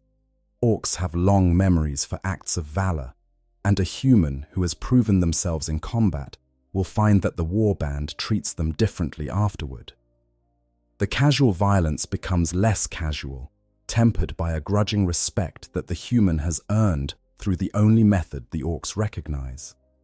The food portions might be a little larger, the sleeping spot might be a little safer, and the orcs might start using the human's name, or whatever approximation of it their vocal apparatus can produce, instead of the generic "Humi" or runt that they use for all non-orc beings. This is the moment of adoption, not a ceremony, not a declaration, not anything that would be recognizable as a formal process in any human culture. Just a shift in the way the orcs relate to the human among them, a subtle recalibration of the social hierarchy that acknowledges, without ever explicitly stating, that this particular human has earned their place in the mob. It is not friendship. It is not acceptance in the human sense. It is something more primal and more honest than that. It is the recognition of a fellow warrior, regardless of species, by beings for whom warfare is the highest and most sacred form of existence. There is also the matter of loot. After a successful battle, the warband will scavenge the battlefield for anything of value, from weapons and ammunition to vehicle parts, personal effects, and, of course, teeth. The distribution of loot follows the strict hierarchy of orc society, with the war boss taking the best pieces, the nobs getting second pick, and so on down the chain. A human who has fought in the battle will typically receive a share of the loot that reflects their position within the warband, which means they will get whatever the Gretchen do not want, which is usually whatever is too broken, too small, or too human-specific for the greenskins to use. But even this meager share can be valuable. Human equipment recovered from the battlefield, things like ration packs, medical supplies, clothing, and small tools, are worthless to orcs, but invaluable to a human trying to survive in a greenskin settlement. And occasionally, a human might find something truly useful, a working Vox unit that allows them to listen to Imperial communications, a data slate containing maps or intelligence, or a weapon in good enough condition to provide a significant improvement in personal defense. These discoveries are small lifelines, connections to the human world that the captive has left behind, and they can make the difference between surviving another month and giving in to the despair that is the constant companion of every human living among orcs. The freebooters occupy a unique position in the relationship between humans and orcs, serving as a bridge between the two species in ways that are both pragmatic and deeply unconventional. Freebooter orcs are pirates, mercenaries, and outcasts who have separated themselves from the traditional clan structure of orc society, either by choice or through exile. They roam the galaxy in ramshackle vessels, raiding, trading, and selling their services to anyone willing to pay, including, on occasion, humans. The freebooters are perhaps the orc subculture most open to interaction with non-orc species, because their lifestyle demands a degree of flexibility and adaptability that clan-bound orcs rarely develop. A freebooter captain who refuses to work with non-orcs will find his opportunities for profit severely limited, because the galaxy is full of potential employers and trading partners who happen not to be green. The most successful freebooter captains are those who can navigate the complex web of interspecies relationships that characterizes the galaxy's fringes, dealing with human rogue traders, alien merchants, and pirate bands of every conceivable species with equal facility. This makes the freebooters a natural point of entry for humans who find themselves drawn into the orc world. Rogue traders, those licensed adventurers who operate on the fringes of Imperial authority, have been known to hire freebooter orcs as mercenaries for expeditions into dangerous or uncharted space. The arrangement is mutually beneficial. The rogue trader gets the services of a warrior whose size, strength, and resilience exceeds that of any unaugmented human, while the freebooter gets paid for doing what he was going to do anyway, which is fight things. The arrangement is also mutually dangerous because keeping a bored orc on a human starship is like keeping a live grenade in your pocket. It will probably be fine, but if something goes wrong, it will go very, very wrong. Freebooters are often hired singly for human service, because the risk of gathering together a mob of orcs among humans is too great for even the most risk-tolerant employer. A single freebooter on a human ship is a manageable asset, a powerful fighter who can be directed toward enemies and kept busy with physical tasks during peacetime. 2 or 3 freebooters are a problem waiting to happen, as they will inevitably start fighting among themselves if there are no external enemies to engage. A full mob of freebooters on a human ship is a catastrophe in progress. And any rogue trader who allows this situation to develop deserves whatever happens next. The freebooters themselves are drawn from the full spectrum of orc society. Some are flash gits, wealthy orcs who have accumulated so much loot that even their ostentatious fellow clan members can no longer tolerate them. Some are war bosses who have been deposed by larger, meaner rivals and now roam the galaxy with their closest retainers, looking for opportunities to rebuild their power base. Some are renegade mech boys, technical specialists who have banded together through common interests and now offer their engineering skills to the highest bidder. And some are bad docs, pain boys, who have been expelled from their clans for conducting experiments so deranged that even other orcs found them objectionable, which is saying something given the orc tolerance for creative surgery. All of these orcs share certain characteristics that make them more amenable to human interaction than their clan-bound counterparts. They are more independent in their thinking, less constrained by traditional orc hierarchies, and more willing to engage with non-orc species on a transactional basis. A freebooter does not see a human as a heretic, a weakling, or a moral outrage. A freebooter sees a human as a potential customer, employee, or business partner to be dealt with on the basis of mutual advantage rather than ideological purity. The freebooter's piratical lifestyle also means they are more likely than other orcs to encounter humans in contexts where cooperation is natural.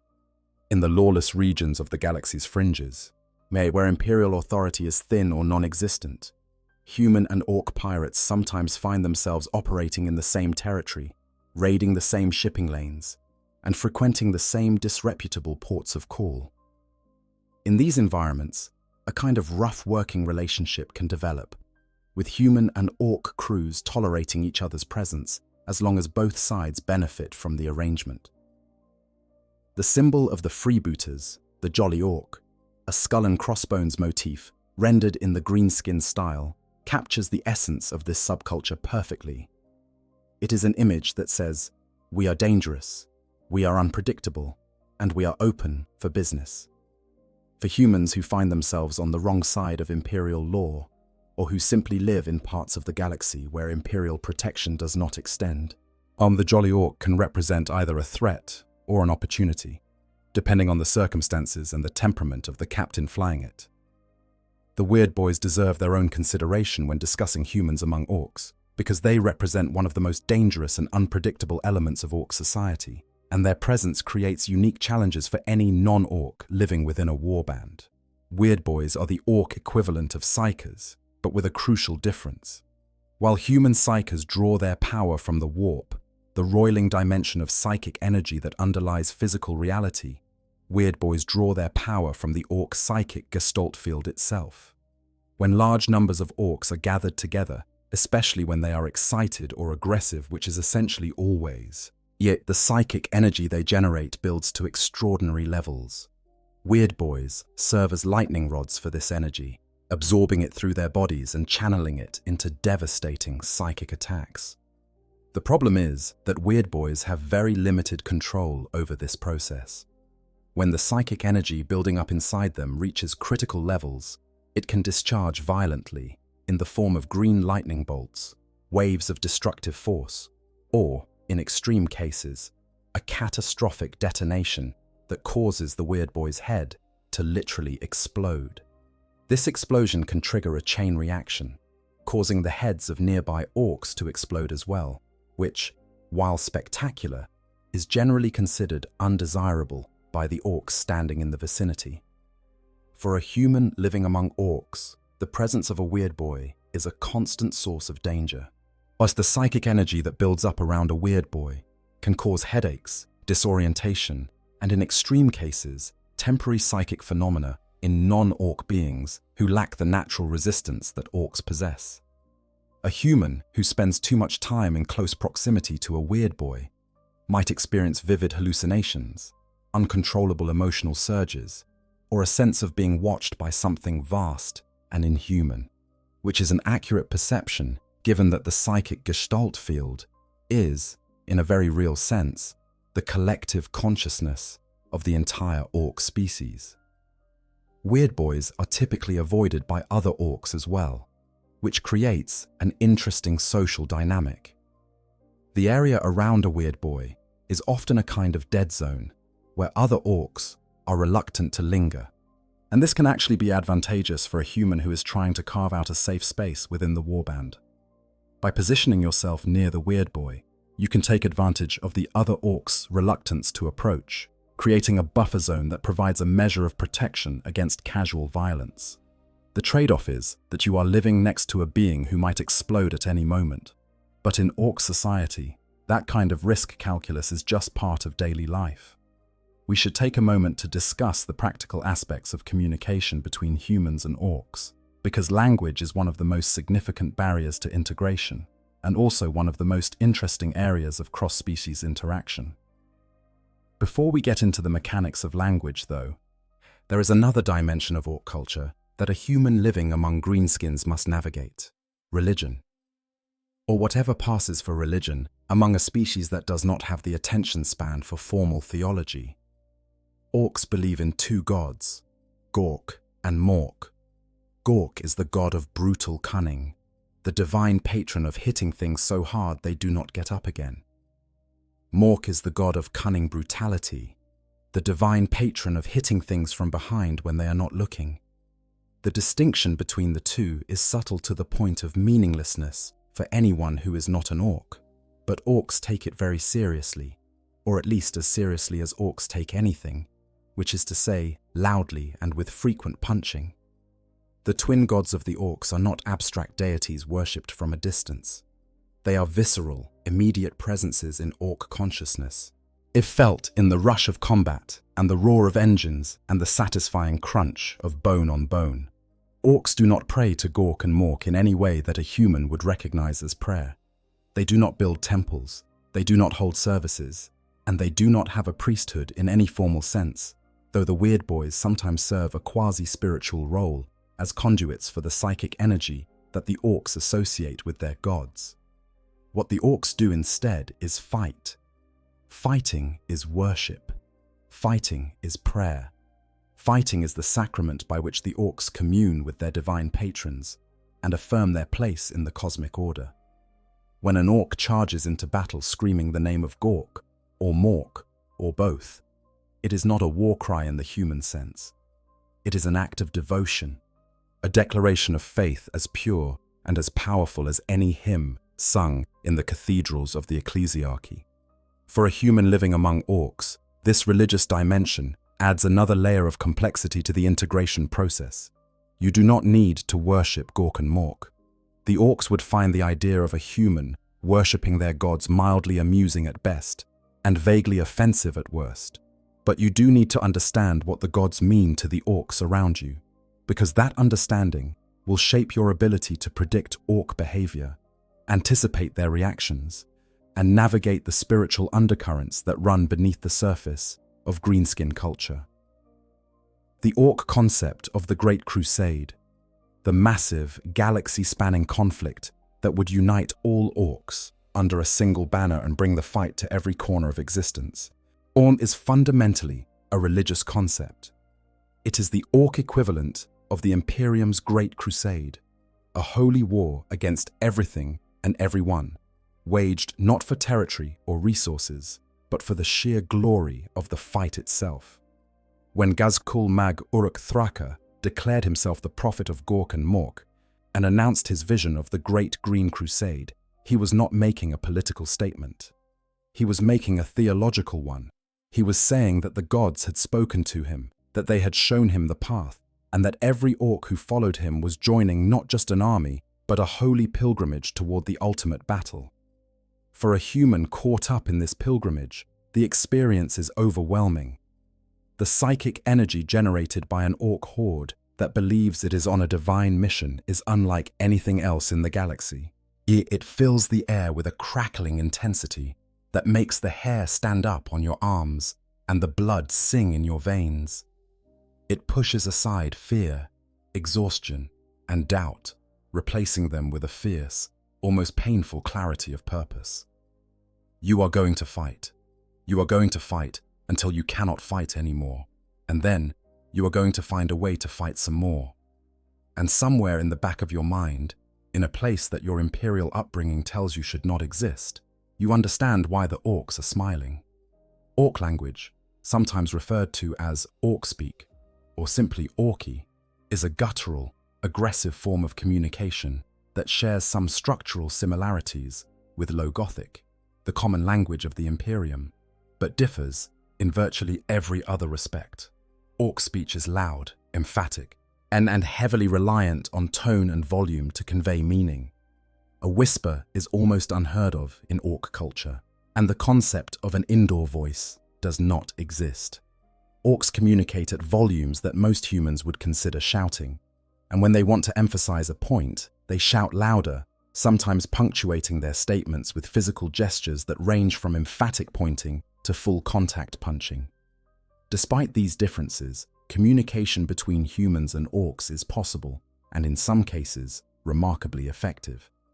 The Blood Axes, with their long history of contact with the Imperium, have developed a working knowledge of Low Gothic that allows them to conduct negotiations, issue demands, and coordinate military operations with human forces. Runthards, whose job requires them to manage populations of non-orc species, as often learn enough of their charge's language to communicate basic commands and instructions.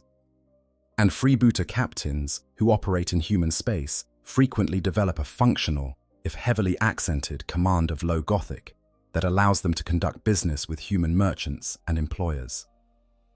For a human living among orcs, learning the basics of orc language is an essential survival skill. The vocabulary is relatively simple, revolving around concepts related to fighting, eating, building, and the assertion of dominance. Key words include daka, meaning firepower or shooting in general; chopper, a melee weapon; shooter, a ranged weapon; teef, the orc currency; grot, a small weak creature, also used as a general insult; git, a fool or incompetent person; zog, an expletive; and boss, a term of respect for anyone larger and meaner than yourself. A human who can deploy these terms correctly, in the right tone and at the right volume, can navigate most social situations in an orc settlement without inadvertently starting a fight. The physical component of orc communication is equally important. Orcs use body language extensively, and much of their social interaction is conducted through gestures, postures, and physical contact that would be considered assault in most human cultures. A friendly greeting between orcs might involve a punch to the shoulder that could dislocate a human joint. A sign of approval might be a slap on the back that leaves bruises. And a disagreement might escalate from verbal to physical in seconds with no warning and no malice. Orcs do not view violence as hostile behavior. They view it as communication, a way of establishing and reinforcing social hierarchies that is as natural to them as a handshake is to a human. Learning to read and respond to these physical cues is crucial for human survival in orc society. A human who flinches at every contact, who shows fear or pain when pushed or struck, will be seen as weak and will be targeted for more and more aggressive treatment. A human who can absorb the contact without complaint, who can give as good as they get within the obvious physical limitations of the human body, who can participate in the physical vocabulary of orc social interaction without either cowering or overreacting, will earn a measure of respect that no amount of verbal communication could achieve. The orc concept of time is worth exploring as well, because it has profound implications for humans living among greenskins. Orcs do not measure time in the way that humans do. There are no clocks in orc settlements, no calendars, no scheduled meetings or appointments. Events are measured not by when they happen, but by their relationship to other events. After the last fight is a valid temporal reference in orc culture. So is before the boss got his new chopper, or when that grot fell in the squig pit. For a human accustomed to the rigid temporal structures of the Imperium, where every moment is accounted for and every activity is scheduled to the minute, this lack of temporal organization can be profoundly disorienting. There is no routine in orc life, no predictable pattern of activity that a human can use to anchor their daily experience. Or meals happen when food is available and someone feels like cooking, which means you might eat 3 times in one day or not at all for 2. Sleep happens when you can find a safe spot and your body cannot stay awake any longer.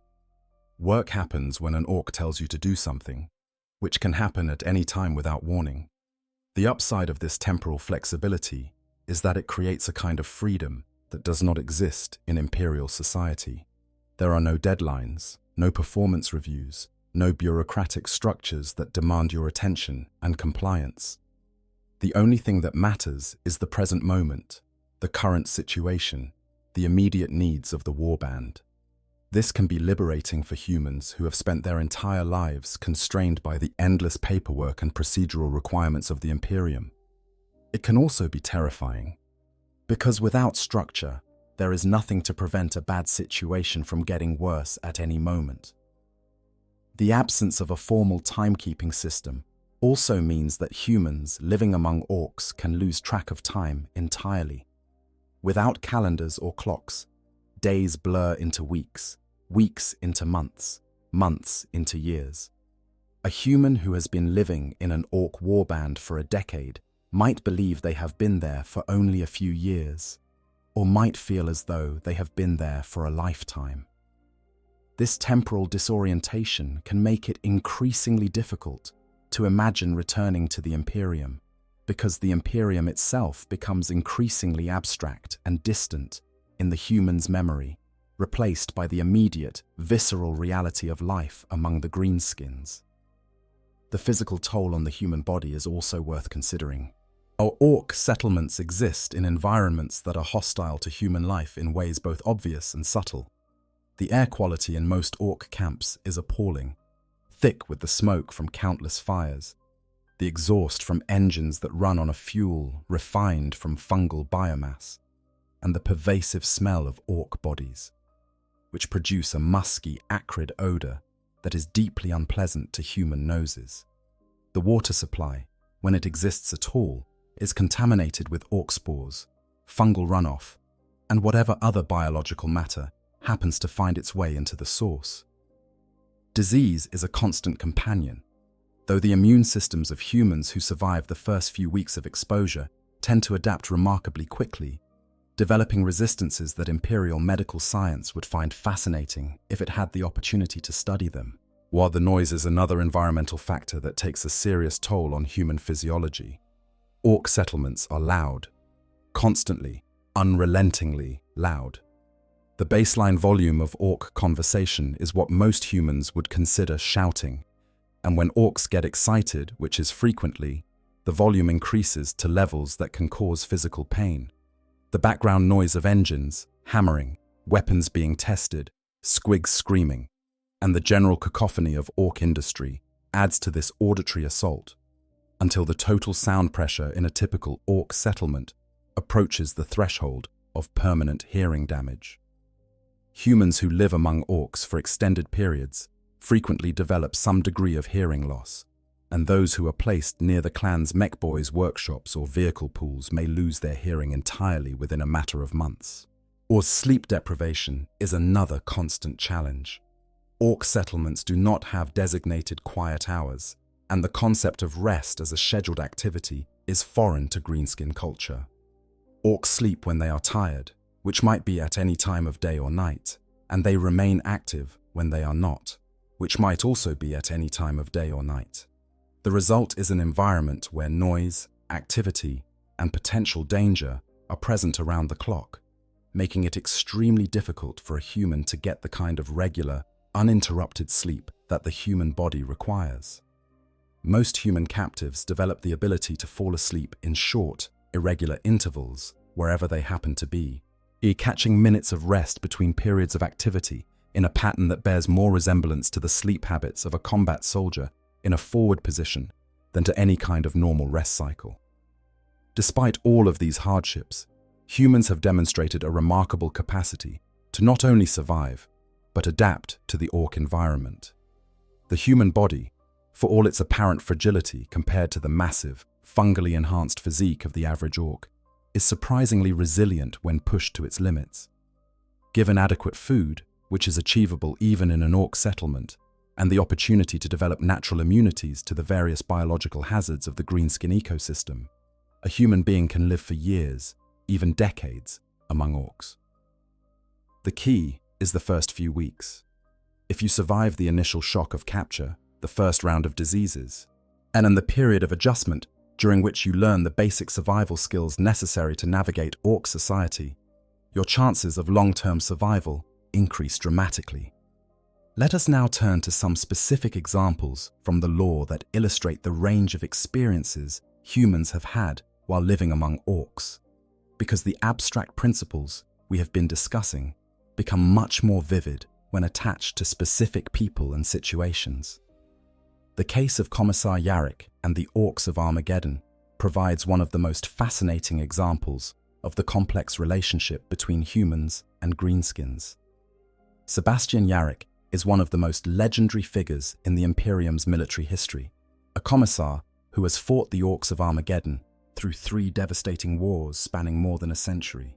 Or what makes Yarrick remarkable in the context of our discussion is not just his military accomplishments, but the respect he has earned from the orcs themselves.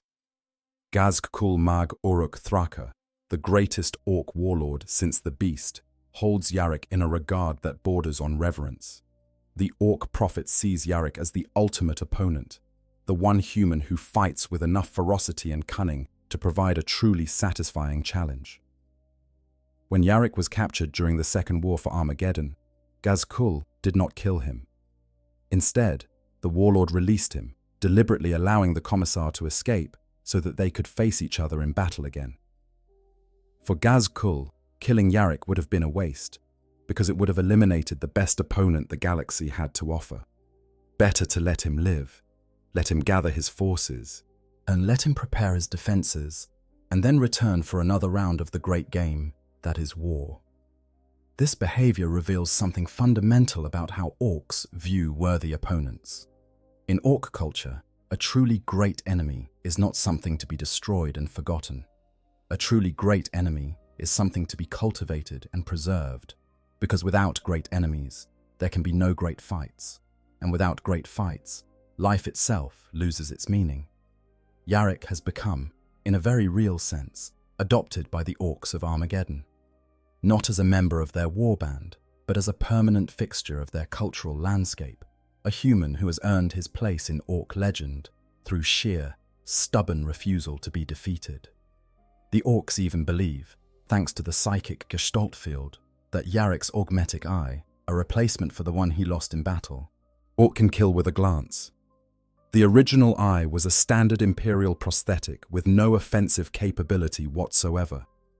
But so many orcs believed that the old commissar could shoot death from his eye, that the psychic field may have actually made it partially true, or at least made the orcs fighting against him more likely to die when he looked at them. Yarrick, being a pragmatic man, eventually had the eye replaced with one that actually did incorporate a laser weapon, because if the orcs were going to believe it, he might as well make it real. This interplay between orc belief and physical reality is one of the most fascinating aspects of the human-orc relationship, and it has implications that extend far beyond the battlefield. A human living among orcs, surrounded by the gestalt field, might find that orc beliefs about them begin to shape their actual capabilities. If the orcs believe a human is tough, the gestalt field might actually make that human slightly more resilient. If the orcs believe a human is lucky, the field might tilt probability in the human's favor in subtle, unmeasurable ways.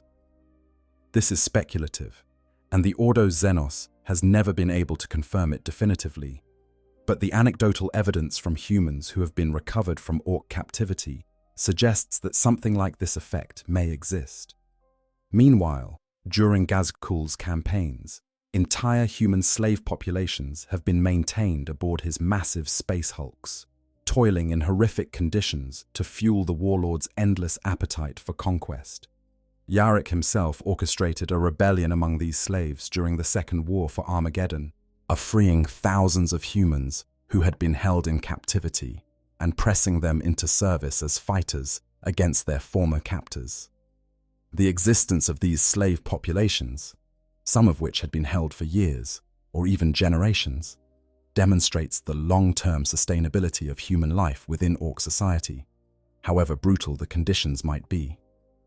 The female commissar mentioned in The Wolf Time provides another interesting data point.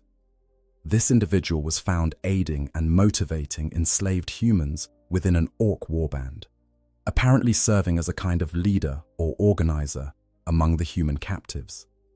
She was labeled a traitor by the Imperial forces who encountered her, but her situation illustrates the moral complexity of human-Orc interaction. Was she a traitor who had willingly sided with the Xenos, or a survivor who had found the only way to keep herself and her fellow captives alive within a system that would have otherwise ground them to dust? The line between collaboration and survival is thin, and in the grim darkness of the far future, judging those who walk it is a luxury that few can afford. The war boss Bogrot's relationship with his human advisor and the Nielsen's Raiders mercenary company, which we discussed earlier, provides evidence of more formalized human-Orc cooperation. These were not desperate captives clinging to survival, but professional soldiers and operators who had made calculated decisions to work with greenskins for mutual benefit. The fact that the relationship was built on a foundation of mutual exploitation and constant low-level treachery does not diminish its significance. It demonstrates that, and under the right circumstances, humans and Orcs can develop working partnerships that serve the interests of both parties, even if neither party fully trusts the other. There is a psychological dimension to all of this that we should not ignore, because the experience of being adopted by Orcs, whether through capture, circumstances, or choice, has profound effects on the human mind that go far beyond the physical hardships of greenskin life. The most immediate psychological challenge is the constant exposure to violence. Orc society is violent in a way that most humans cannot imagine until they experience it firsthand. Violence is not an aberration in Orc culture. It is the default mode of social interaction. It is how Orcs greet each other, how they settle disputes, how they express affection, and how they entertain themselves. A human living among Orcs is immersed in violence from the moment they wake up to the moment they fall asleep, and the psychological toll of this immersion is enormous. Some humans adapt to this environment by becoming desensitized to violence, developing a tolerance for brutality that would horrify their former comrades in the Imperial Guard. Others adapt by embracing violence, finding within themselves a capacity for aggression that Orc culture not only permits, but actively encourages. And others simply break, their minds unable to process the constant threat and the absence of any safe space or moment of peace. The Diggers of Gawkam represent the endpoint of the embracing trajectory, humans who have so fully internalized Orc values that violence has become as natural to them as breathing. They fight with the same enthusiasm as their Orc neighbors, compete for salvage with the same ferocity, and organize their society around the same principles of strength and dominance.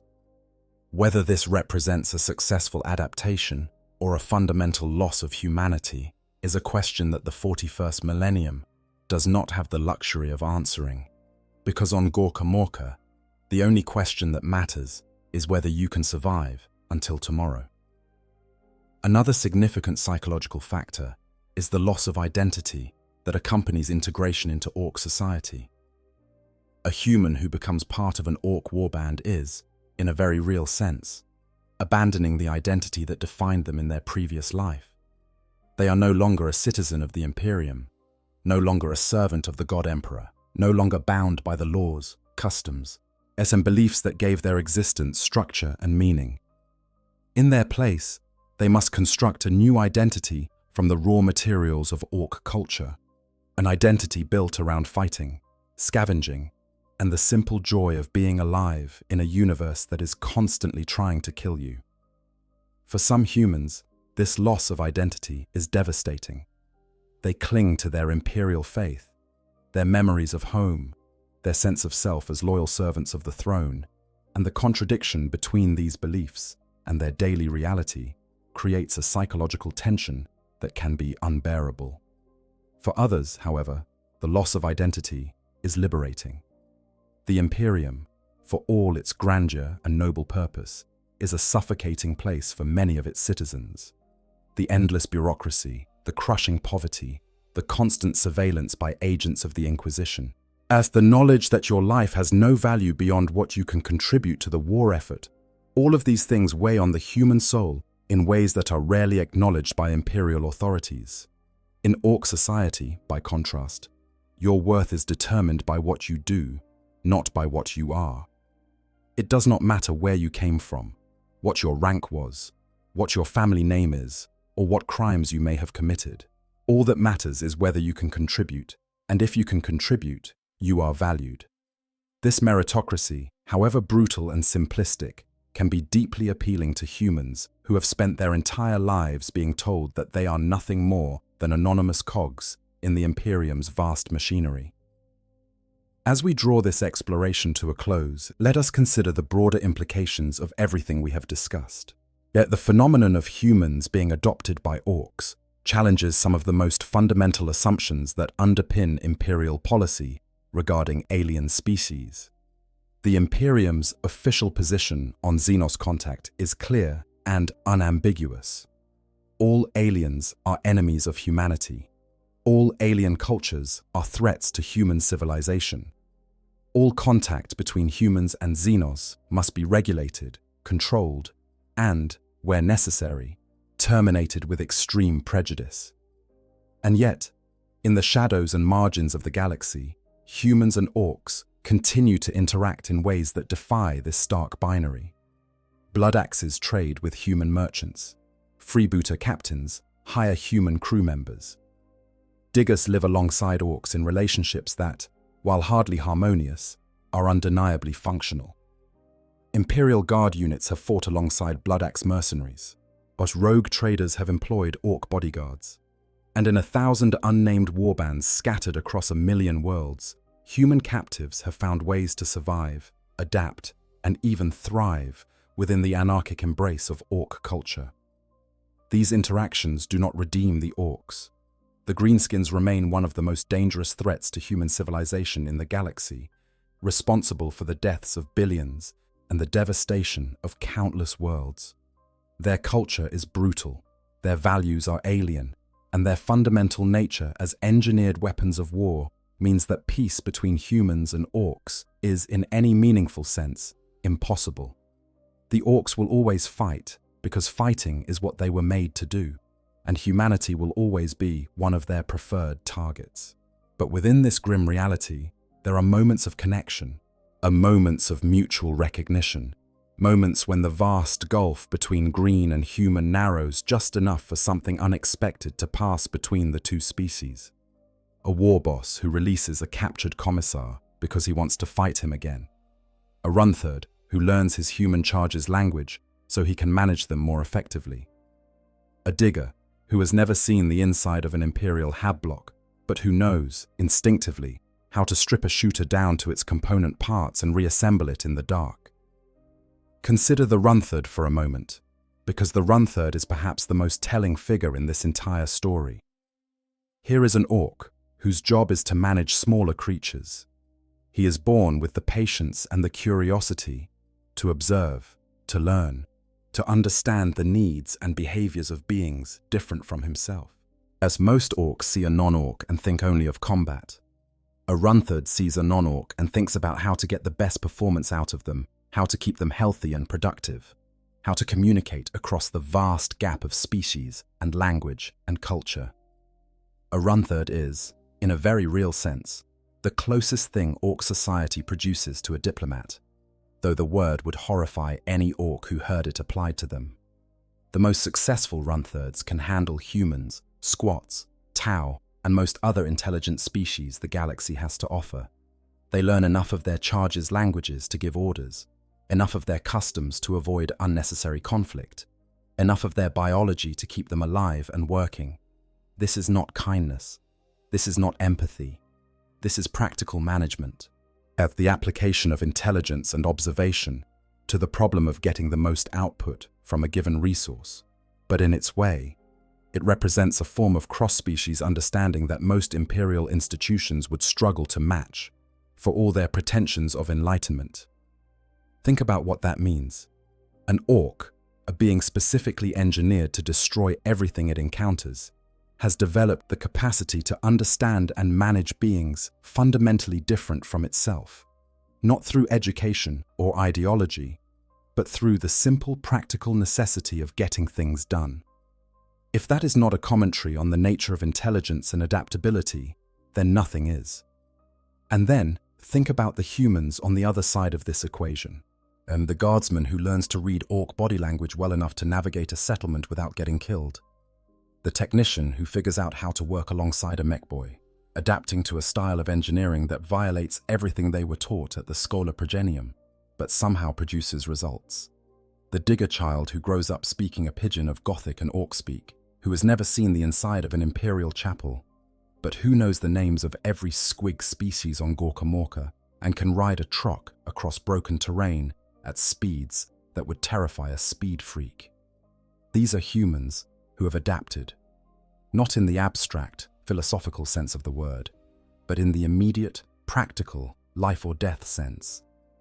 They have looked at the circumstances they found themselves in, assessed their options, and chosen survival. Or even when survival meant abandoning everything they had been taught to believe about themselves, their species, and their place in the universe.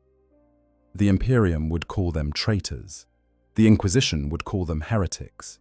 The Ecclesiarchy would call them damned. But they are alive, and in the grim darkness of the far future, that counts for something. There is a deeper lesson buried in all of this, one that the Imperium would rather not examine too closely. It is a lesson about the nature of identity, about what happens when the frameworks that define who we are, the nations, the religions, the social structures, the ideologies, are stripped away, and all that remains is the raw, unfiltered necessity of survival. In those moments, the boundaries between species, between cultures, between friend and enemy, are to become far less rigid than any official doctrine would have you believe. A human and an orc, standing together in the aftermath of a battle, sharing a roasted squig over a fire made from burning wreckage, communicating in a jumble of gestures and borrowed words, are doing something that the architects of the Imperium never intended and would never condone. They are finding common ground. Not much of it. Not enough to build a civilization on, but enough to survive. And survival, in the end, is the one thing that humans and orcs have always had in common.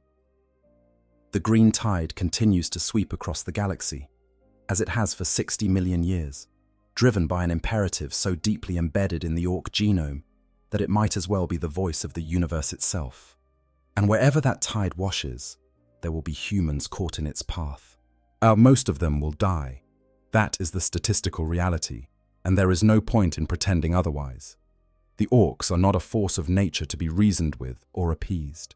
They are a weapon, created by minds so powerful they reshaped reality itself, and aimed at a universe that has been trying to kill everything in it since the moment of its creation. But some of those humans will survive. Some of them will adapt.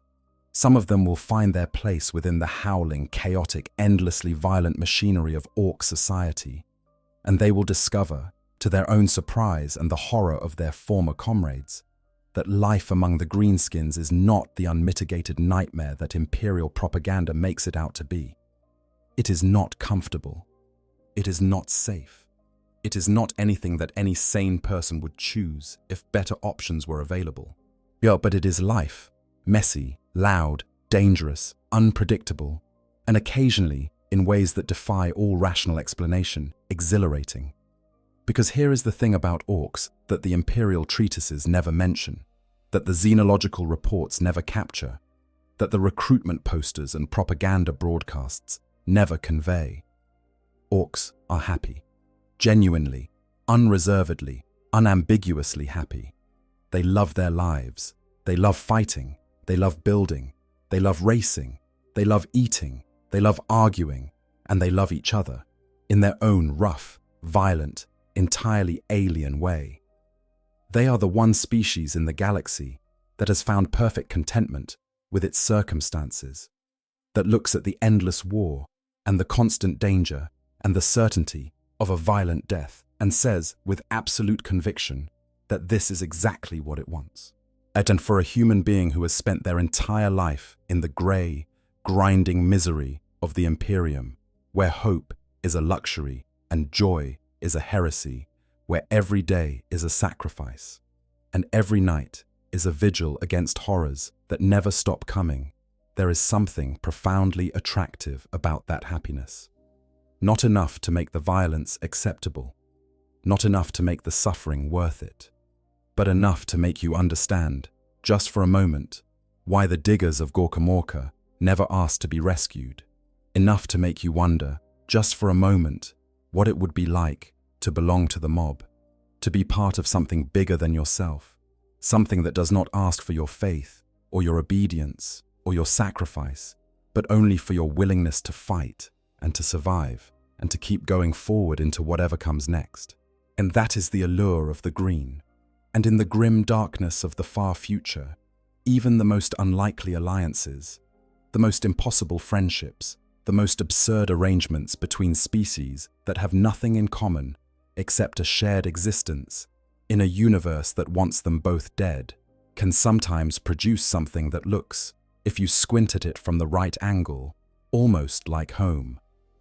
The galaxy spins on. The wars continue. The great green tide rolls forward, unstoppable and eternal, and humanity stands against it with bolter and blade, with faith and fury, with everything it has and everything it is. But in the margins, in the spaces between the battles, in the quiet moments that exist, even in a universe defined by war, the strangest stories unfold. Stories of humans who found themselves living among orcs, and who discovered, was against all odds and against all expectation, that there was a place for them in the green. Those stories are worth telling. Those stories are worth remembering, because they remind us that even in the darkest corners of the galaxy, even in the most hopeless circumstances, even when surrounded by creatures who view violence as a love language and destruction as a creative outlet, the human capacity for adaptation, for survival, for finding something approaching meaning in the chaos of existence, endures. It always endures. And that, if nothing else, is something worth believing in. If you enjoyed this deep exploration into one of the strangest corners of the Warhammer 40,000 universe, do me a favor and hit that like button. It lets the algorithm know that this kind of content is what you want to see. And it helps the channel grow so we can keep making these deep dives into the lore that makes this setting so endlessly fascinating. And if you have not already, please subscribe and turn on the notification bell so you never miss a new video. We have so much more ground to cover, so many more stories to tell, so many more dark and wonderful corners of the 41st millennium to explore together. Leave a comment below and tell me what you think. Would you survive being adopted by orcs? Which clan would you want to end up with if you had the choice? And what other topics would you like me to cover in future videos? Your feedback shapes the direction of this channel, and I read every single comment. Until next time, this has been Q, and I will see you in the next one. Stay safe out there. The galaxy is a dangerous place. But as long as we keep talking about it, we keep the lore alive. And in the end, that is what this channel is all about. Keeping the stories going. One video at a time. Take care of yourselves. And remember, in the grim darkness of the far future, even the smallest creature can find a place to stand, even among the green. I hope you guys enjoyed the story. Make sure to hit the subscribe, like, share button, whatever you want. Give me some feedback if there's any. And yeah, sleep well.